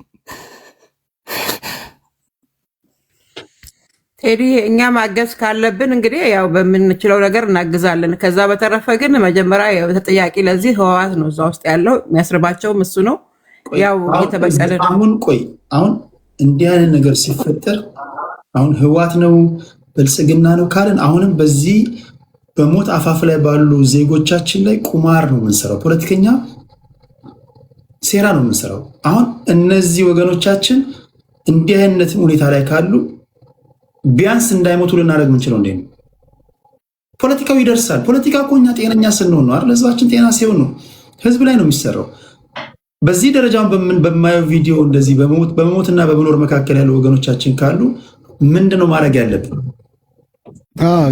አንድ ሀሳብ የአንተን ሀሳብ ምንድነው የተሻለ የሚሆነው? ኮማንዶ ጥሩ ሀሳብ ነው። እኔ የኤርትራ ስደተኞች ባሉበት ሀገር አንድ ኢትዮጵያ ወገኔ ተርቦ አለ ማለት ይሄ በጣም ከባድ ነው። በውስጥ ላክልኝ። ሱን ቴዲ ነገ እስከ 6 ሰዓት እኔ ሰኞ ነው አሁን እኛ ጋር እየነጋ ነው አለው። እስከ 6 ሰዓት መረጃ ሰጣለሁ። ኮንክሪት የሆነ መረጃ በእርግጥ ማለት እዛ አካባቢ ትግራይ ውስጥ ስደተኛ አለ። ስደተኛ በሚገባ ልክ እየተንከባከብን ውሃ፣ መብራት፣ ምግብ እየቀረበላቸው ነገሮች እያመቻቸን ያለን እንዴት ትግራይ እናቶቻችን እንዴት ማንም ቢሆን እንዴት ይራባል? ኤኒዌይ እውነት ላይ ተመስርተን እንድንሰራ መረጃውን ስጠኝና ኮማንዶ መረጃውን ለቴዲ አደርሳለሁ። ቴዲ ደግሞ ለእናንተ ኮማንዶ ራሱ ኮማንዶ ገባና ፖስት ያደርገው። እሺ ቢቱ አሁን እንደውም ብትችል ማለት ነው ያው ያሉን እንትኖች ተጠቅመ ሶርሶች ተጠቅመ መረጃውን ማጥራት። ኦፍኮርስ እኔም እየሰማው ነው። ይህን ርዕስ እንደውም ለሚቀጥለው እንዳልከው እናስቀምጠውና በዚህ ጉዳይ ላይ ብንሰራ የተሻለ ነው። ምክንያቱም ኦልሬዲ ይሄ ለሁላችንም የሚያስማማ ጉዳይ ነው። ሁሉም ነገር ስርዓት ቢዝ ጥሩ ነው። እሱን ነገም ከነገ ወዲያ የምንወያይበታለን። ግን ይሄንን ያሉን ላይክ ኦፍኮርስ መረጃ የሚሰጡ ሰዎች አሉ። እሱን ቼክ አድርግና እዚህ ላይ ስራ ቢሰራ ጥሩ ነው። እንደውም እሱ ገብቶ መናገሩ ጥሩ ነው። እኔም ቀኑ ሙሉ ሳየው ነበረና ኦፍኮርስ የምንችለውን ብናደርግ ጥሩ ነው። እዚህ ላይ አመሰግናለሁ። ኮማንዶ ቪዲዮ ላክልኝና እንትን አደርጋለሁ። ኮማንዶ አለ በየቦታው እኮ ሸር ተደርጓል። በየፌስቡኩ በየቲክቶኩ ሰው ብዙ ሰውም ሸር አድርጎታል። ቆይተዋል። እነዚህ ከሆነ ማለት ነው እነዛ ከዛ ከምዕራብ ትግራይ ተሰደው የሞቱ ናቸው። እነዛ የሚሆኑት ሰው እየሞተ ነው በየቀኑ 15 ህዝብ እየሞተ ነው። ቴዲ አካሄድ ጥያቄ አለኝ። ፖለቲካ ነው የሰውዬ እንትን ምዕራብ ትግራይ ምናምን። እሺ ቆይ በዋነኛነት የመጀመሪያው ነገር ይሄ ወገኖቻችን ናቸው። ግን እንደ አንድ ፖለቲከኞች ናቸው። እኔ ቀደም ሲል እንዳልኳችሁ በተቻለ መጠን ከዚህም ከወጣሁኝ በኋላ በቴሌግራምም በዩቲዩብም በሁሉም እንትኖች ድምፅ ሆናለሁ። ድምፅ መሆን ማለት ለህዝብ እንዲያውቅ አድርጋለሁ። ነገራችን ላይ ቴዲ ቪዲዮን አይቼዋለሁ። የቆየ ቪዲዮ ነው። እየሰሩት ያሉት ፕሮፓጋንዳ ነው። ለዚህ ወንጀል ተጠያቂው ህወሓት በሚቆጠር ሚሊሻና ወታደር እያሰለጠነ እያበላ ከማዕከላዊ መንግስቱ መመሪያና ትዕዛዝ ውጭ እየወጣ መሳሪያ እየገዛ ለዚሁ ወንጀል ተጠያቂው ህወሓት የሚባል ቡድን ነው። ስለዚህ ማወቅ ያለብህ አዳምጠኛ እንዴ አዳምጠኛ እኛም እድላለን ኢቨን ፖለቲካ መሆኑ የምታውቀው ሰው እንኳን ተራበ ቢባል ቴዲ ሰው ተርቧል ነው የሚለው። ህጻጽ የሚባል ሽሬ አልፎ ነው ቦታው ተርቧል እየተባለ ያለው። ቀጥታ አሁን እሱ ፖለቲሳይዝ አድርጎ ከምዕራብ ትግራይ የተፈናቀሉ ነው ያለው። ይሄ ኮንቴስትድ ኤሪያ እንደሆነና እኛ ደግሞ ጄኖሳይድ የተደረገብን የማይካራ የጭና ምናምን የማይረሳ ታሪክ እንዳለ ታውቃለህ ቴዲ። ወልቃይት አሁን የኔ ጥያቄ ቀጥታ ከተፈናቃይ ጋር ነው። የኔ ጥያቄ አሁን ሌተናል ጀነራል ታደሰ ወረደና ልኡካኖቻቸው አዲስ አበባ ነበሩ። የሰማሁት እንግዲህ ከሰዓት እስከ ከሰዓት ድረስ አዲስ አበባ በነበራቸው ቆይታ ስለ ራብ አላወያዩም። የፌዴራል መንግስትን ንግድ ባንክ የተለያዩ ብራንቾችን ከፍቶ የስራ ዕድሎችን እንዲፈጥርና ኮንስትራክሽን ላይ እንዲሰማራ ከንግድ ባንክ ሰዎች ጋር ተስማምተው ከውሳኔ ላይ እንደደረሱ ሰምቻለሁ። ቴዲ ምን መሰለህ የሆነ ሸር አርግልና እነዚህ የሚሉት የቆየ ቪዲዮ ነው፣ ውሸት ነውና 4,000 ሰው ተሰብስቦ 4,000 ሰው ተሰብስቦ ብር ያዋጣ ነው ማየት ትችላለህ። ሸር አርግልሃለሁ ፔጃቸው አንድ ቪዲዮ ልኬልሃለሁ። አንድ ያድምጡኝ። ቴሌግራም ላይ ፖስት አድርጓቸው አሉ የምትሏቸው መረጃዎች ቴዲ ሐዋሳ ቴሌግራም ላይ እዛ ላይ ሰዎች ስላሉ ያዩታል። ይሄ ግለሰብ ግን ለመድረክ አይመጥንም። ቴዲ ቪዲዮ ልኬልሃለሁ። የአማራ ሴት ማህፀን ላይ እንትን እከታለሁ፣ እንጨፈጭፋችኋለን፣ ህዝብ አጠፋለሁ ሲል አንድ ጊዜ ለአማራ ስለምናምን ለምናግራለን። ይሄንን ሰውዬ ግን በደንብ ያወቅኩ አይመስለኝም። ወንድም አለው ተወረስ ከይቅርታ ጋራ ይኸውልህ ተወረስ አንዴ እኔ ለመሰላችሁ የኔ የራሴ መርህ አለኝ። እናንተ ከኔ ቤት ውጪ እየተናገራችሁ የምትሉትን ወሬ እኔ ልቆጣጠር አልችልም። እኔ የሚመለከተኝ እኔ ቤት መታችሁ የምታወሩትን ነው ልቆጣጠር የምችለው። ሌላ ቦታ ላይ ምን ባይሆን ደስ ይለኛል። እንደዚህ አይነት ነገሮች የሚናገሩ ሰዎችን ባላዋይ ደስ ይለኛል። ሁሉንም ስለማላቅ የሚመጡትን ግን በቤት ህግ ነው ማስተናገደው። ሌላ ቦታ ጋጠ ወጥ የሆነ ሳይወድ በግዱ እዚህ በስነስርዓት ያወራል፣ በህግና በህግ ያወራል። እኔ ልቆጣጠር የምችለው ያንን ነው። እሱን ከግምት እናስገባና ከፌዴራል መንግስት ሰዎች ጋር ንግግር ያደረጉት ወይ ቆይታ ያደረጉት የትግራይ ብሔራዊ ክልላዊ መንግስት ልኡካን ቡድኖች ለምንድነው በረሃብ ጉዳይ ላይ ሳያነሱ ሄዱት? ወይስ ረሃቡ አሁን ከሰዓት በኋላ ነው ሌተናል ጀነራል ታደሰ ወረደ ከተመለሱ በኋላ ነው የተፈጠረው? ስላልገባኝ ነው መነገር የጀምረው። ኦኬ ምን መሰለ ቴዲ፣ አሁን እዚህ ጋር የመንግስት አመራሮች ስለዚህ ነገር መውራት አይፈልጉም፣ መንሳትም አይፈልጉም፣ ማየትም አይፈልጉም። እነዚህ ስለ ረሃብቱ ሂዶ በቪዲዮ የቆሩት ቲክቶከሮች ናቸው። ከመቀሌ ሂዶ ህንፃ እስከ ሽሬ አልፈ 45 ኪሎ ሜትር ነው ከሽሬ። ያ ህንፃ የሚባለው ሩፉጅ የኤርትራኖች ሩፉጅ የነበረው ነው። በጦርነት ጊዜ ኤርትራኖቹ ወደ ደባረቅ አካባቢ ጎንደር አካባቢ ሲሄዱ አሁን ሩፉጁ ክፍት ስለሆነ ከምዕራብ ትግራይ ተሰዶ የመጣ ህዝብ ነው የሰፈረበት። ያ እዛ የሰፈረ ህዝብ በረሃብ እያለቀ ነው። ፖለቲከኛ ቴሌቪዥን የትግራይ ቴሌቪዥን ምናምን ነገር እኮ ድምፅ አለው ነው እኮ ተራ ቲክቶከር ነው በቪዲዮ ቆርጦ ያስመጣው ለዓለም ህዝብ ያሳየው። እሺ ሌሎች ታዲያ ትላልቅ እኔ በቦሬ በተባረር ሰምቻለሁ። ግን ኦኬ ምን መሰለህ ነገር ልትሰማው ትችላለህ። ኦኬ ነገ ታየዋለህ። ከዚህ ስትወጣ አለማመን አይደለም። እኔ ያው ማወቅ ስለፈለግኩኝ ነው። ይሄ እኮ ትግራዋይ ስለሆንክ ያንተ ብቻ ወገኖች አይደሉም። እኔ የሚገባኝ እኔ የራሴን እንትን ነው የምነግርህ። ትግራዋይ ስለሆንክ ኦሮሞ ስለሆንክ ስልጤ ስለሆንክ እዚህ ያሉ ፖለቲካሊ ስራ ነው የገባ አንድ ጊዜ ይሰማን በእናትህ። ይሄን እንድናወራ ስለፈለግኩኝ ነው። ለወትሮ ለምሳሌ ማንኛውንም ነገር ከገዢው ፓርቲ የሚቃረኑ ነገሮችን የሚዘግቡ እነ ቢቢሲ አማርኛ እነ ቢቢሲ ትግርኛ ለምንድን ነው ያልዘገቡት? እሺ አሁን ቢቢሲ ፔጅ ውስጥ ነው ያለሁት፣ ምንም አልዘገቡም ዜናው።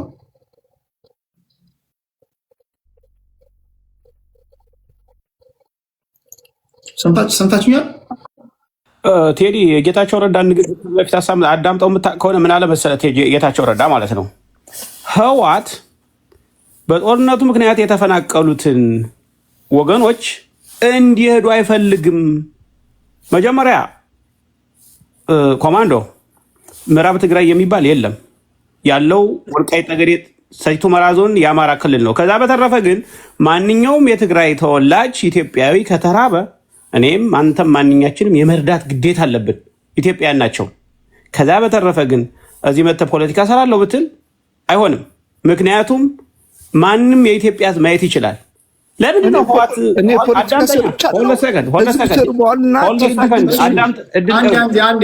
አንዴ በቃ እንደዚህ ላልክ ቀላል ነገር ነው። እኔ ዜናውን ልክ አሁን ኮማንዶ እንደነገረኝ ሰምቻለሁ። በተባራሪ ነው የሰማሁት። ግን ትላልቅ ዓለም አቀፍ ሚዲያዎች እንኳን ዜናውን እስካሁን አልዘገቡትም። ይኸው ቢቢሲ ትግረኛ ላይ ገባሁኝ፣ አጠቃላይ ኢቭን በግለሰብ እንኳን ማውቃቸው እንኳን እዛ አካባቢ ላይ ያሉ እንኳን ልጆችን እንኳን የሚጽፉትን ሄጄ ለማየት ሞከርኩኝ። ምንም እንትና ምናልባት ወይ አሁን ስለመሸ ከመሸ በኋላ የተፈጠረ ነገር ነው ተብሎ ከሆነ እስኪ እንየውና ነው ቴዲ ከትናንት ነው 24 ሃወርስ 2 ቀን ነው ብር የተወጣ ነው። አሁንም ሌላ ቦታ ያቸው ሰው ተሰብስቦ ብር ያዋጣ ነው። አሁን አንተ የፖስተትከውን ያህል ፎቶ ወይ ቪዲዮ ካለ ለወትሮው እንደዚህ አይነት ነገር ኖሮ አይደለም ገና ሳይኖር እንኳን ተቀባብለው የሚዘግቡ ዓለም አቀፍ ሚዲያዎች ኦኬ፣ ሌሎች እኮ የሀገር ውስጥ ያሉት ኦኬ ለመንግስት ሳይድ ይዛሉ አሉት። ዓለም አቀፍ ሚዲያዎች ለምንድን ነው ዝም ያሉት? እኔ እንጃ ቴዲ። ከሚገርም ነገር የትግራይ ቴሌቪዥን እንኳን ቲክቶከሮቹ ከትናንት ወዲያ ቪዲዮ እዛ ድረስ ሂዶ ቪዲዮ ቀረጹ ሸራሩ። አይ አጣራና ና በቃ ምክንያቱም ብዙ ነገር አለ እዛ እንትን ላይም እኮ ጋምቤላ ላይም ጦርነት ወይ ተራውን ጠብቆ ይናገር ቴዲ፣ ተራውን ጠብቆ ይናገር። አጀንዳ ባይሆንም ተራውን ጠብቆ እንደዚህ እናደርጋለን። አንድ ጊዜ ነገ አሁን በዛሬና በነገ መካከል ያለው የሳታት አሁን ቴዲ ምን መሰለክ ነገሩ ኦኬ። እኔ እኮ ለመስራት ያክል ነው እኔ የነገርኩ እንጂ አሁን ስራ የሰራክ ነው እዚህ ጋር እንትን ነው። በዚህ አጋጣሚ ግን እንታውቀው ድምፅ ስለምትሆን ለማንም ድምፅ ትሆናለህ። ለኢትዮጵያኖች ስለማቅ ድምፅ ሆንብን የስራ ጨርሰህ ነገም ሊሆን ይችላል። እኔ ስላወራህ አይደለም ትወጣለህ፣ ታየዋለህ። ሚዲያም በደንብ ስለምታየው በዛም አረጋግጠህ ነገ የምትለው ነገር ይኖርሃል። እርግጠኛ ነኝ። እዚህ ጋር ግን መርዞች ናቸው። ከዚህ ሌላ ነገር ምን እንደሚመጣል አላውቅም። በጣም ጨካኖች ናችሁ እናንተ ግን። እሺ ቴንኪው። በሚገባ ነገ በሚገባ አረጋግጬ ግራ ቀኙን አይቼ የተለያየ ቦታ ላይ አጣርቼ እናንተም ታላላችሁ። እኔ ብቻ አይደለም እዛ ምን የተለየ እንትን የለውም።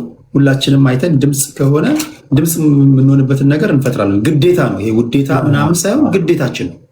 ለጊዜው ግን በፈልግ እንትን ብል ማግኘት አልቻልኩም። የነገረኝን በተባራሪ ነው የሰማሁት። ከዛ በመለስ እውነት ከሆነ ማንም ሊደብቀው አይችልም። ማንም ድራማ ሰርቶ ማንም ቲያትር ሰርቶ ሊደብቀው የሚችል ነገር ስላልሆነ ወደድንም ጠላንም እንወያይበታለን። አሁን ወደ ዋናው ጉዳይ እንምጣ። ወደ ቲክቶከሮችና ወደ ስነ ምግባር ጉዳይና ዋንጋሪ ላይ ነው የቆምነው፣ ነው ቄሮ ላይ ነው የቆምነው። ቄሮ ምን ትላለህ? ኦኬ ቴንክ ዩ ቴዲ። በመሀል ሀሳባችን ተቋረጠና እንትን አለ። እኔ ቀጥታ ወደ ነበርንበት እንትን ለመመለስ ሞክራለሁ። በዋናነት ያነሳኸው ባስደመጥከን የጠቅላይ ሚኒስትሩ ንግግር ጋር ተያይዞ ንግግሩን እንዴት አያችሁት የሚል ነገር ነውና ጠቅላይ ሚኒስትሩ የተናገረውን ነገር ከኔ በፊትም ያሉ ሰዎች ተናግረውታል በተወሰነ። ግን እኔ ማለት የምፈልገው ነገር ምንድነው የጠቅላይ ሚኒስትሩ ንግግር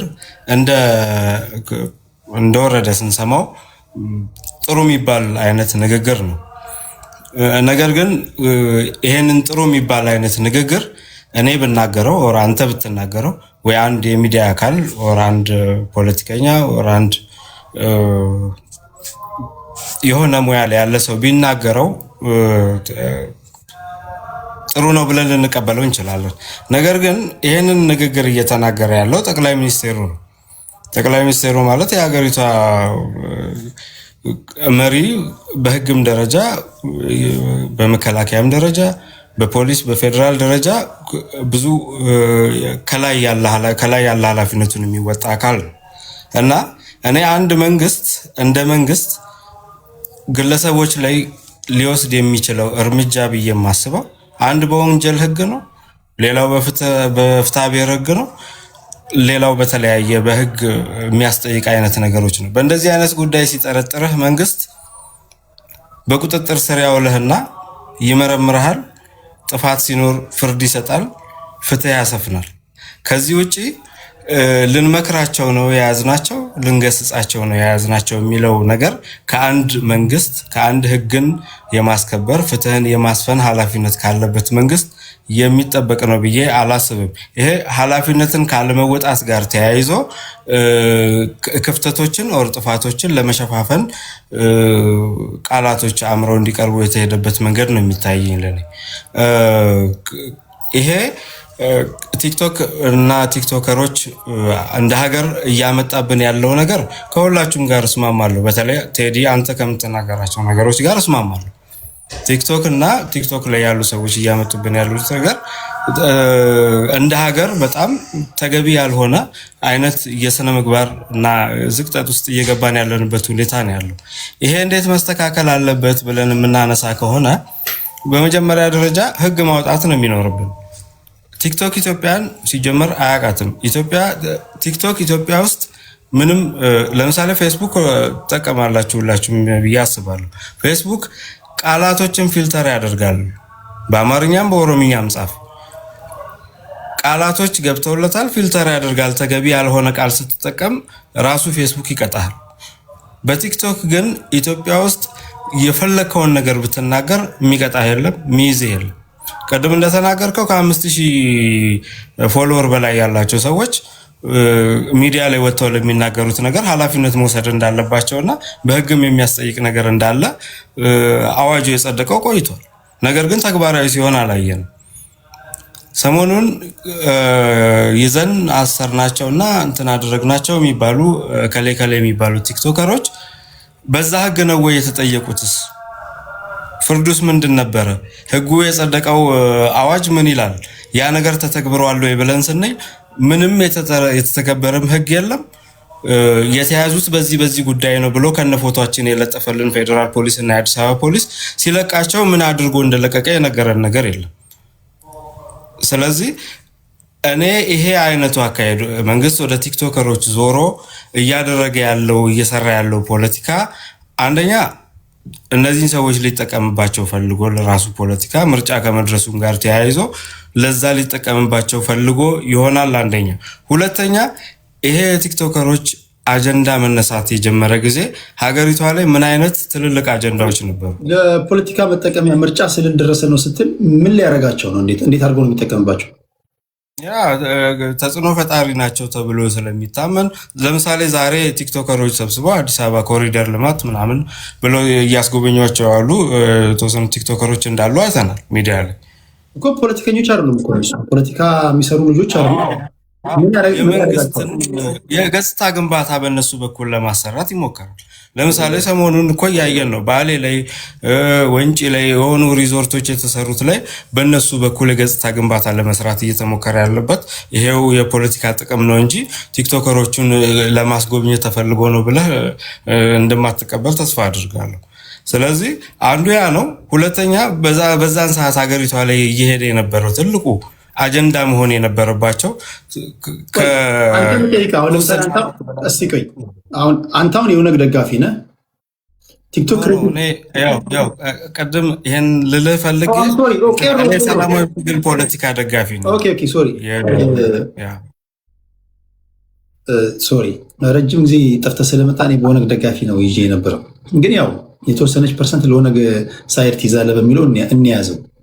ግን እናንተ ብያለሁ የተለያየ ሰው ነው። ችግር የለውም። ኒውትራል ነኝ ካልክ ኒውትራል ምንም እንትን የለውም። እሺ ቄሮ እኔ አንድ ነገር ልጠይቅህ። አሁን ቲክቶክ ክሬቲቭ አዋርድ ላይ የተሳተፉትን አይተሃል። አንተ ልጠይቅህ፣ አለባበሳቸው የአንዳንዶቹ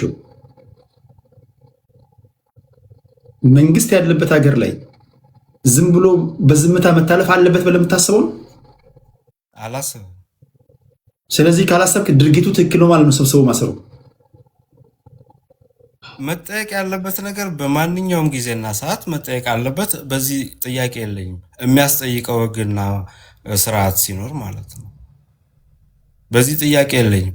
ነገር ግን አሁን ማስቀደም ራሱ ይኖርብናል። ለምሳሌ ቲክቶክ ነው ሀገሪቷን እያጠፋ ያለው ወይስ ቲክቶክ ላይ ያሉ ሰዎች ናቸው ብለም ስታይ ቲክቶክን ህግ ልታበጅለት ሲገባ ልጓም የሌለው ህግ የሌለውን ነገር ሜዳ ላይ ለቃው ስታበቃ ልጆች ገብተው አቦኩት፣ አጨማለቁት ነገሩን። ልጆቹንም የሚያስራቸው ነገር አልተገኘም። ስለዚህ ቲክቶክ ሀገሪቷ ላይ አንድ ሰው ኢትዮጵያ ውስጥ ያለ ሰው ቲክቶክ የሆነ ቅጣት ቀጣይን ሲል በሌላ ሀገር ህግ ነው እንጂ ኢትዮጵያ ውስጥ ባለ ህግ አይደለም የሚቀጣው፣ ራሱ ከቀጣው ማለት ነው። ስለዚህ ቲክቶክ ህግ ሊበጅለት ይገባል። አንድ የእድሜ ገደብ፣ ሁለት ወይ ፕሮፌሽን ዲግሪ ሊሆን ይችላል ዲፕሎማ ወይ የሆነ ነገር ቄሮ የመጨረሻ አንድ ጥያቄ ልጠ አለባበሳቸው ጤነኛ ካልሆነ ከኢትዮጵያ ባህል ወግ ስርዓት ጋር አብሮ ማይሄድ የሚጣረስ ከሆነ አንተም የታዘብከው ከሆነ የአንዳንዶቹ ንግግር ከለመድነው ውጪ ሃይባይ የሚያስፈልገው ከሆነ ታዲያ መንግስት እነዚህ ልጆች ሰብስበው ለማስተማርም ብለው ለምንም ብለው እስር ቤት መውሰዱ ምንኑ ጋር ነው ችግሩ? እኔ መንግስት እስር ቤት መውሰዱ ችግር ነው አላልኩም፣ አሁንም እያልኩም አይደለም። መንግስት ኦር የህግ አካል ማንኛውንም ሰው በማንኛውም ሰዓት ጥርጣሬ ካለው በቁጥጥር ስር አውሎ የመመርመር መብት አለው። እነዚህ ሰዎች ጠርጥሬያቸዋለሁ ብሎ ይዟቸዋል። በእንደዚህ አይነት ጉዳይ ብሎም ፖስት አድርጎልናል ከነፎቶቸው። በዛ ነገር ላይ እስማማለሁ። ነገር ግን ሲለቃቸው ያንን ነገር ምን ላይ ደረሰ? ከ5000 ፎሎወር በላይ ያላቸው ሰዎች ሚዲያ ላይ ስለሚያደርጉት ነገር ኃላፊነት መውሰድ እንዳለባቸውም እኮ ህግ ረቋል። በዛ የወንጀል ህግ መሰረት፣ በዛ ረቂቅ አዋጅ መሰረት የተቀጣ አካል አለ ወይ? የጠቅላይ ሚኒስትሩ ንግግር ላይም እየተነጋገርን ስለሆነ የያዝናቸው ልንመክራቸው፣ ልንገስጻቸው ነው ያሉ መንግስት። እሺ ያ ሰርቷል አልሰራም? ለመንግስት አሁን ማስከበር ነው እንጂ ለመንግስት የመንግስት ስራ አይመስልም። ኦኬ አሁን ያ ሰርቶለታል አልሰራለትም? አሁን ኢትዮጵያ ውስጥ ተቀምጦ ቲክቶከርም ይሁን ሶሻል ሚዲያ ፎቶና ቪዲዮ ያለው ሰው ከዚህ በኋላ በኃላፊነት እና ህግን በማክበር ሲጽፍና ሲናገር ነው የምታየው ወይስ እንደ ከዚህ ቀደሙ ስድ ሆኖ ሲጽፍና ሲናገር ነው የምታየው? ቢያንስ ላሉት እንኳን ለተቀሩት ጸሐፊዎችና ለተቀሩት ቲክቶከሮች በማስደንገጥ የሚሆን አስተማሪ ነገር አላደረገም? አድርጓል። ያም ያደረገው ግን ልጆች ፈርተው ራሳቸውን ለመቆጠብ ሞክረዋል። ነገር ግን ትላንት ጠቅላይ ሚኒስትሩ እንደተናገረው ነው ልንገስጻቸው፣ ልንመክራቸው ነው ሲል ኦኬ፣ ነገ ከነገ ወዲያ ወጥቶ ቢባልግ አንድ ሰው ቢታሰር ሊመከርና ሊገሰጽ እንጂ በህግ ሊጠየቅ አይደለም ማለት ነው ብዬ ሰው እንደዛ ሊገነዘብ ይችላል። አሁንም በህግ ተደግፎ ህግና ስርዓት ያለውን መንገድ ተከትሎ መሄድ የሚችል አካል ነው ወደዚህ ሚዲያ መውጣት ያለበት ብዬ ስለማስብ ነው ያንን የምለው። ኦኬ ቴንክ ዩ ቀሯችንን እናመሰግናለን። የመጨረሻ እሺ፣ አንድ ደቂቃ ማጠቃለያ ጠቅላይ ሚኒስትሩ ንግግር ላይ ነው። አሁንም ልጆች ከ16 ዓመት በታች ስልክ እንዳይዙ የሚከለክል ህግም ለማውጣት የሚያስብ አይነት ንግግር አድርጎ ሰምተነዋል። ይሄንን ለማድረግ የሚያስብ መንግስት ባይዘወይ ዛሬ ላይ ቤት ውስጥ ወላጆች ከልጆቻቸው ስልክ ይደብቃሉ። እነዚህ ጋጠወጥ ባለጌ ቲክቶከሮችን እንዳያዩ ማለት ነው። መንግስት ግን እነዚህን ሰዎች ነው በብሔራዊ ሚዲያ ኢትዮጵያ ቴሌቪዥን ላይ አውጥቶ የሸለማቸው።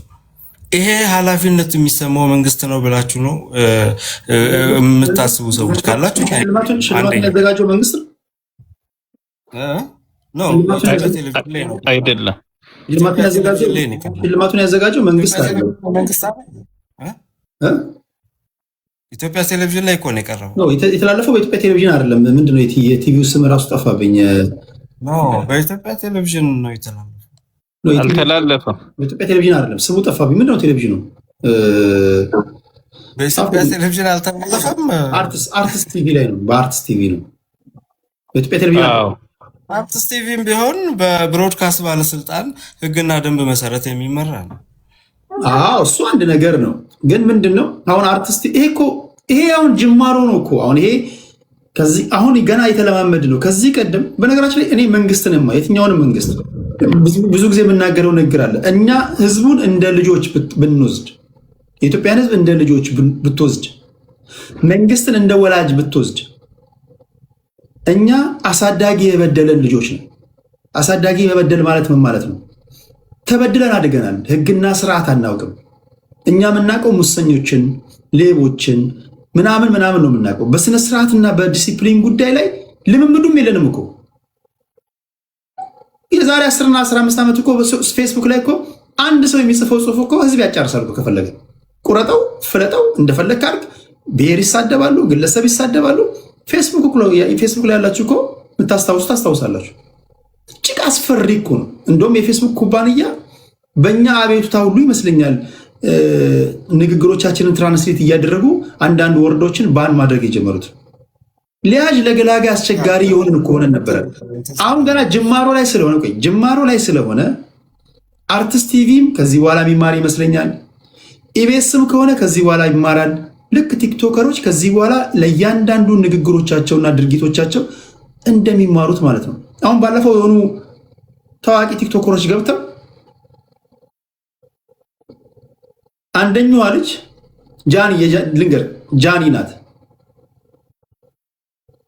ለማለት የፈለገችው ፀጉሬ ቆመብኝ ነው ለማለት የፈለገችው።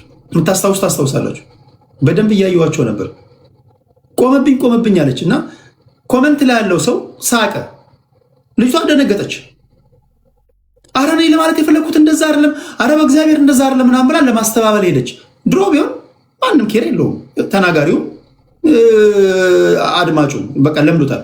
አሁን ግን እች ልጅ በምን ሊተረጎምባት እንደሚችልና ይሄ ወዴት ሊወስዳት እንደሚችል ስለማታውቅ ተርበትብታ መታ አረ እኔ ለማለት የፈለግኩት እንደዛ አይደለም፣ አረ ጦስ አታምጡብኝ፣ አረ በእግዚአብሔር እኔ ፀጉሬ ነው ቆመብኝ ለማለት የፈለግኩት ምናምን አለች። ይሄ ጥሩ ጅምር ነው።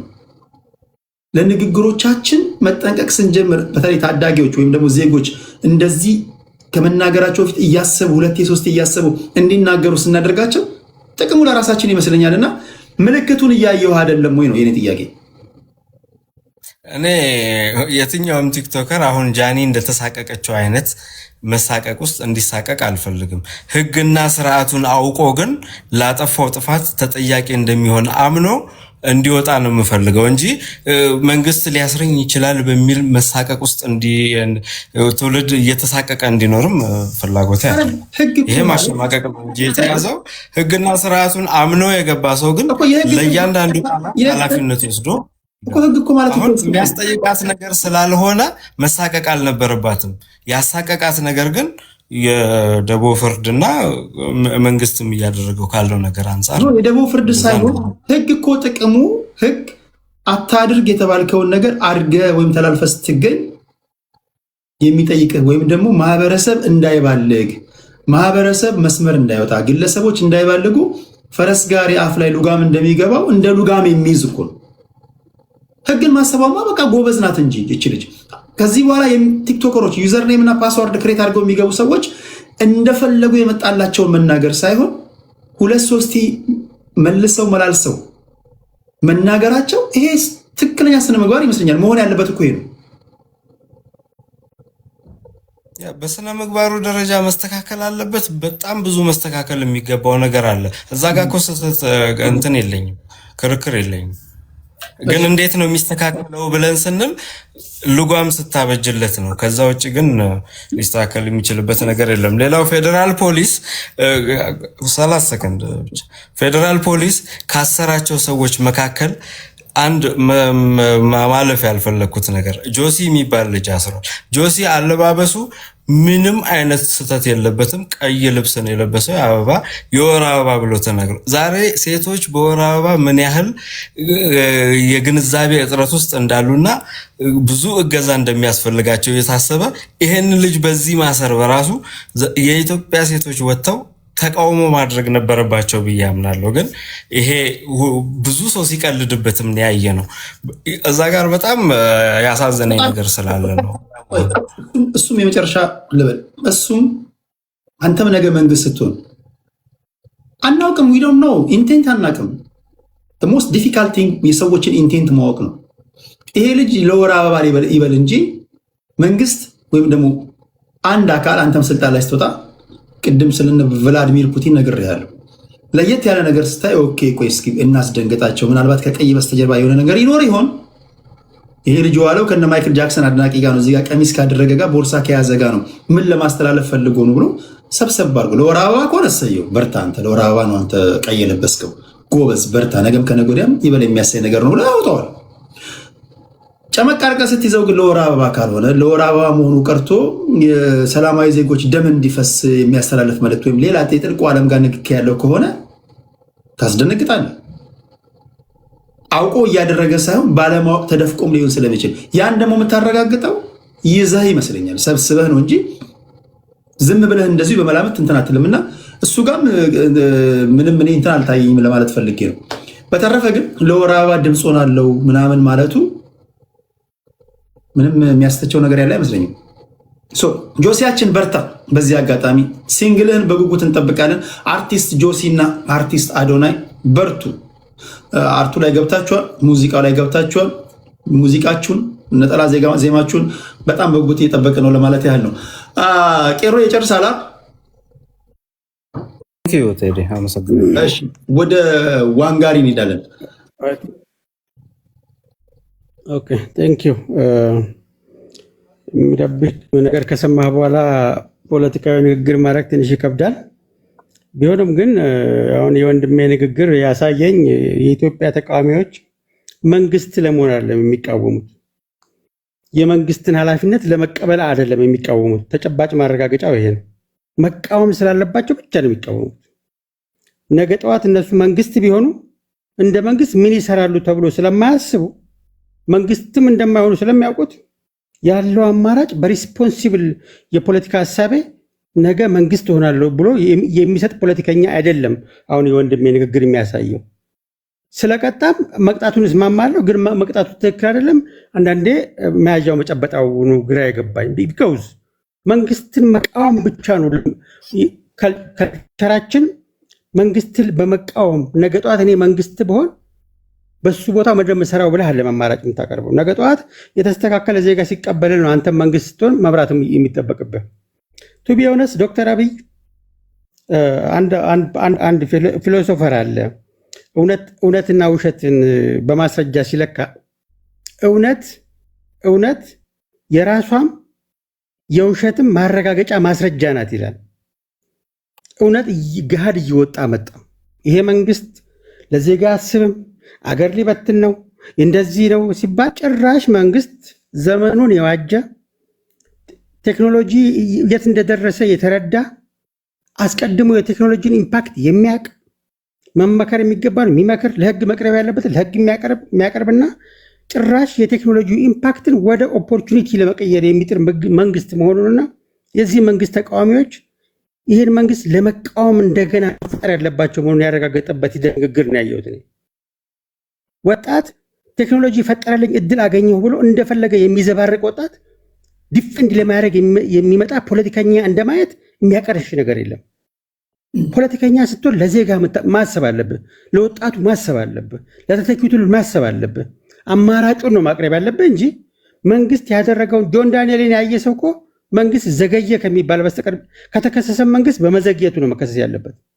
ጆን ዳንኤል ዛሬ ከተማ እያጸዳ ሲያስተምር ባረኩት ነገር በፌም በአንቺ በጥጋቢ ያጠፋው ጥፋት ተመሪያለሁ ብሎ ዛሬ ከተማ ቆሻሻ እየጠረገ ሲያስተምር ከዚህ በላይ መንግስት እንደም በርታ ነው መባል ያለበት፣ ዘግይተሃል ነው መባል ያለበት። እነዚህ ልጆች ወጥተው ዋልጌነትን ሲያሰራጩ ሰብስበንም ታጣራው ትመክራለህ። አዎ ትመክራለህ። አሁን ቴክኖሎጂው እያንዳንዱ የትም ሆነ አታመልጥም። ከአንድ ዓመት ከሁለት ዓመት በኋላ አሜሪካ ቁጭ ብለህ ይሄን መንግስት ይሄን ህዝብ መናቅ ማዋረድ አትችልም። ሁሉም ነገር አልቋል። ዱባይ ተቀምጠ ይሄን መንግስት ማዋረድ አትችልም። በህግና በህግ ነው መናገር ትችላለህ፣ መብት ነው። እንደፈለክ መዘባረቅ ግን አትችልም። ህዝብ ማሳሳት አትችልም። ወጣት ማሳሳት አትችልም። ይሄ ዶክተር አብይ ያወጣው ወንጀለኛ መቅጫ ህግ አይደለም። የወንጀለኛ መቅጫ ህጉ ላይ አለ የፐብሊክ ኖርም። ሁሉም የኢትዮጵያ ኖርም ለአሜሪካ ኖርም ላይሆን ይችላል። የአሜሪካ ኖርም ራሻ ኖርም ላይሆን ይችላል። ሁሉም ህብረተሰብ የራሱ ባህል አለው፣ ማስጠበቅ የሚፈልገው ኖርም አለው። ያንን ኖርም ለማስጠበቅ የራሱን ህግ ያወጣል። ነገር ግን መንግስትን ስለተቃወም ብቻ አገር የሚገነባ ቴክኖሎጂካሊ አድቫንስድ የሆነ ዘመናዊ የሆነ ሊፕፍሮግ አድርጎ እዚህ ደረጃ መድረሱን እግረ መንገዱን ስለማሰረ እንጂ እያንዳንዱ ሰው ባሰረ ቁጥር እየወጣ መግለጫ የሚሰጥበት አሰራር የለም። ግለሰብ ነው ወንጀል የሰራው፣ ታስረዋለህ፣ ትቀጠዋለህ። ዜናም ሲሆን ዜናው የፈለገ ሰው ሄዶ የፍርድ ቤትን መዝገብ ተከታትሎ ፐብሊክ ችሎት ነው። ፐብሊክ ችሎት ሪዝኑ ማንም ሰው የፍርድ ቤትን መዝገብ ሄዶ መከታተል ስለሚችል ማለት ነው እንጂ እያንዳንዱን ነገር መንግስት ለእኔ ሪፖርት አላደርግም ተብሎ ነገ ጧት አንተም መንግስት ብትሆን ምንድን ነው የምትሰራው ተብሎ ለምትጠይቀው ጥያቄ መልስ የማይሆን ነገር ለመቃወም ስለሚባል ብቻ እንደዚያ ነገሮችን ማቅረብ ተገቢ ነው እያለም ነው። ይህ ልክ አይደለም። በኦሮሞ አንድ ባህል አለ። በአባገዳ አንድ ስርዓት ብቻ ተናግሬ አቆማለሁ። ይህን ዘርፍ ዳዳ አለንጌ የሚባል ባህል አለ። ቴዲ ዳዳ አለንጌ ማለት ዳዳ ቅቤ ነው፣ አለንጌ አለንጋ ነው። እና በቅቤ የታሸ አለንጋ አለ። ሚስትን እያስቸገረ የሚደበድብ ሽማግሌ ምክር የማይሰማ እናት አባት የማያከብርን የሰፈር አባቶች እና አባገዳዎች የሚቀጡበት ሂደት ማለት ነው። አላማው እኔ መገረፍ አለበት የሚል እምነት የለኝም፣ ግን አላማው ከዛ ጀርባ ያለውን አላማ ነው ማስተላለፍ ፈልገው። በዚህ በዳዳ አለንጌ ባህል ሚስቱን ያስቸገረን ባል አባት፣ እናት፣ አጎት፣ ዘመድ፣ አባገዳው ተሰብስበው በዛ በቅቤ በጠጣ አለንጋ ራቁቱን ይገርፉታል። ሚስትየዋ ማሩልኝ ብላ አላው ላይ ስትወድቅ አንድ ሰው ጫፉ መንካት አይችልም። ከዛ ቅቤ ይሰጧታል። በቅቤ ታሸዋለች የተገረፈው። እንደዚህ መገረፍ ያለባቸው ሰዎች ወጥተው ፖለቲካ እንሰራለን እያሉ ነው። ፖለቲካ እየበጠበጡ የተቸገረ ነው። ራሳቸው መገረፍ ያለባቸው ማለት ነው። በዳዳ አለንጌ ስነ ምግባርን፣ ባህልን፣ ወግን፣ ማዕረግን አስጠብቃለሁ ሲል ችግር፣ ሳያስጠበቅ ሲቀርም ችግር። እንዲህ አይነት ነገር ነው የገጠመን በኢትዮጵያ ውስጥ። እንዲህ አይነት የአስተሳሰብ ጥራት የሌለው የአስተሳሰብ ኢቭን የራስን ባህልና ወግ ያላከበረ ዲፌንድ ለማድረግ ትመጣል። ለምን አትወደውማ? መንግስትን አለመውደድ መብት ነው። እንዲቀየር መስራትም መብት ነው። ነገር ግን መንግስት የሰራውን በሙሉ አጣጥረን አይቻልም ጎበዝ። ኮመን አጀንዳችን ህግ ነውና አብረን የምንተዳደርበት ህግ ይባላል። ፖለቲካውንም ማህበረሰቡንም የመንግስት ሹመኛና ዜጋውንም ወጣቱንም ነገ የሚገነባው ትውልድም የሚያስተዳድረው ህግ ነው። ስናወራ ትንሽ በሰል እንዳለ ሰው ህግና ህግ መሪ ላይ ተንተርሰን ማውራት ያስፈልጋል። በመጨረሻም በ30 ሰከንድ የትግራይ ህዝብ እንደተባለው ቴዲ አጣራ በጣም ያሳዝናል። በ21ኛው ክፍለ ዘመን ወገናችን በረሃብ እያለቀ ፖለቲከኞች ዝም ብለው እየረገፉ መሆኑ በጣም ያሳዝናል። በእውነት ልናፍር ይገባል። እንደ ኢትዮጵያውያን ልናፍር ይገባል። ኢትዮጵያኖች ተራቡ ነው ነገ ጧት ሲወጣ ቶሎ የምንደርስበትን አትሊስት አንድ ሰው ህይወት ነፍስ የምናድንበትን ሂደት እንድትሰራ በዚሁ አጋጣሚ ለአንተም ጥሪ ማቅረብ ፈልጋለሁ። አጣርተህ በእርግጥ እንደዚህ አጀንዳዎች ለፖለቲካ ሊሆኑ ይችላሉ የሚቀርቡት፣ ቢሆንም ግን ማትረፍ ለትግራይን እናት፣ የትግራይን አባት፣ የትግራይን ልጅ ከረሃብ ለማዳን ሁላችንም ጥረት ማድረግ አለብን። ከነገ ጀምሮ እዚህ ላይ ሁላችንም አጣርተን ርብርብ ማድረግ አለብን። እንዲያውም ይህን አጋጣሚ ተጠቅመን ሁለተኛ እንደዚህ አይነት ነገር ኢትዮጵያ ምድር ላይ እንዳይከወን ሁላችንም በሂማኒቲ ፖለቲካ አይደለም ይሄ በሂማኒቲ ሊሰራ የሚገባው ነው። ለአደይ ለአቦይ እንድረስላቸው ወንድሜ የተናገረው እውነት ከሆነ እውነት ይሆናል ብዬ ተስፋ አደርጋለሁ። ምክንያቱም ይሄ ነገር እየተደጋገመ ነው። የተደበቀ ነገር እንዳለ የሚሸት ነገር አለ። ቶሎ አጣርተን ወደ ተግባር የምንገባበትን ነገር ለአንተም በዚሁ አጋጣሚ ጥሪ ማቅረብ ፈልጋለሁ። በጣም አመሰግናለሁ። ቴንክ ዩ ከልብ አመሰግናለሁ ዋንጋሪ።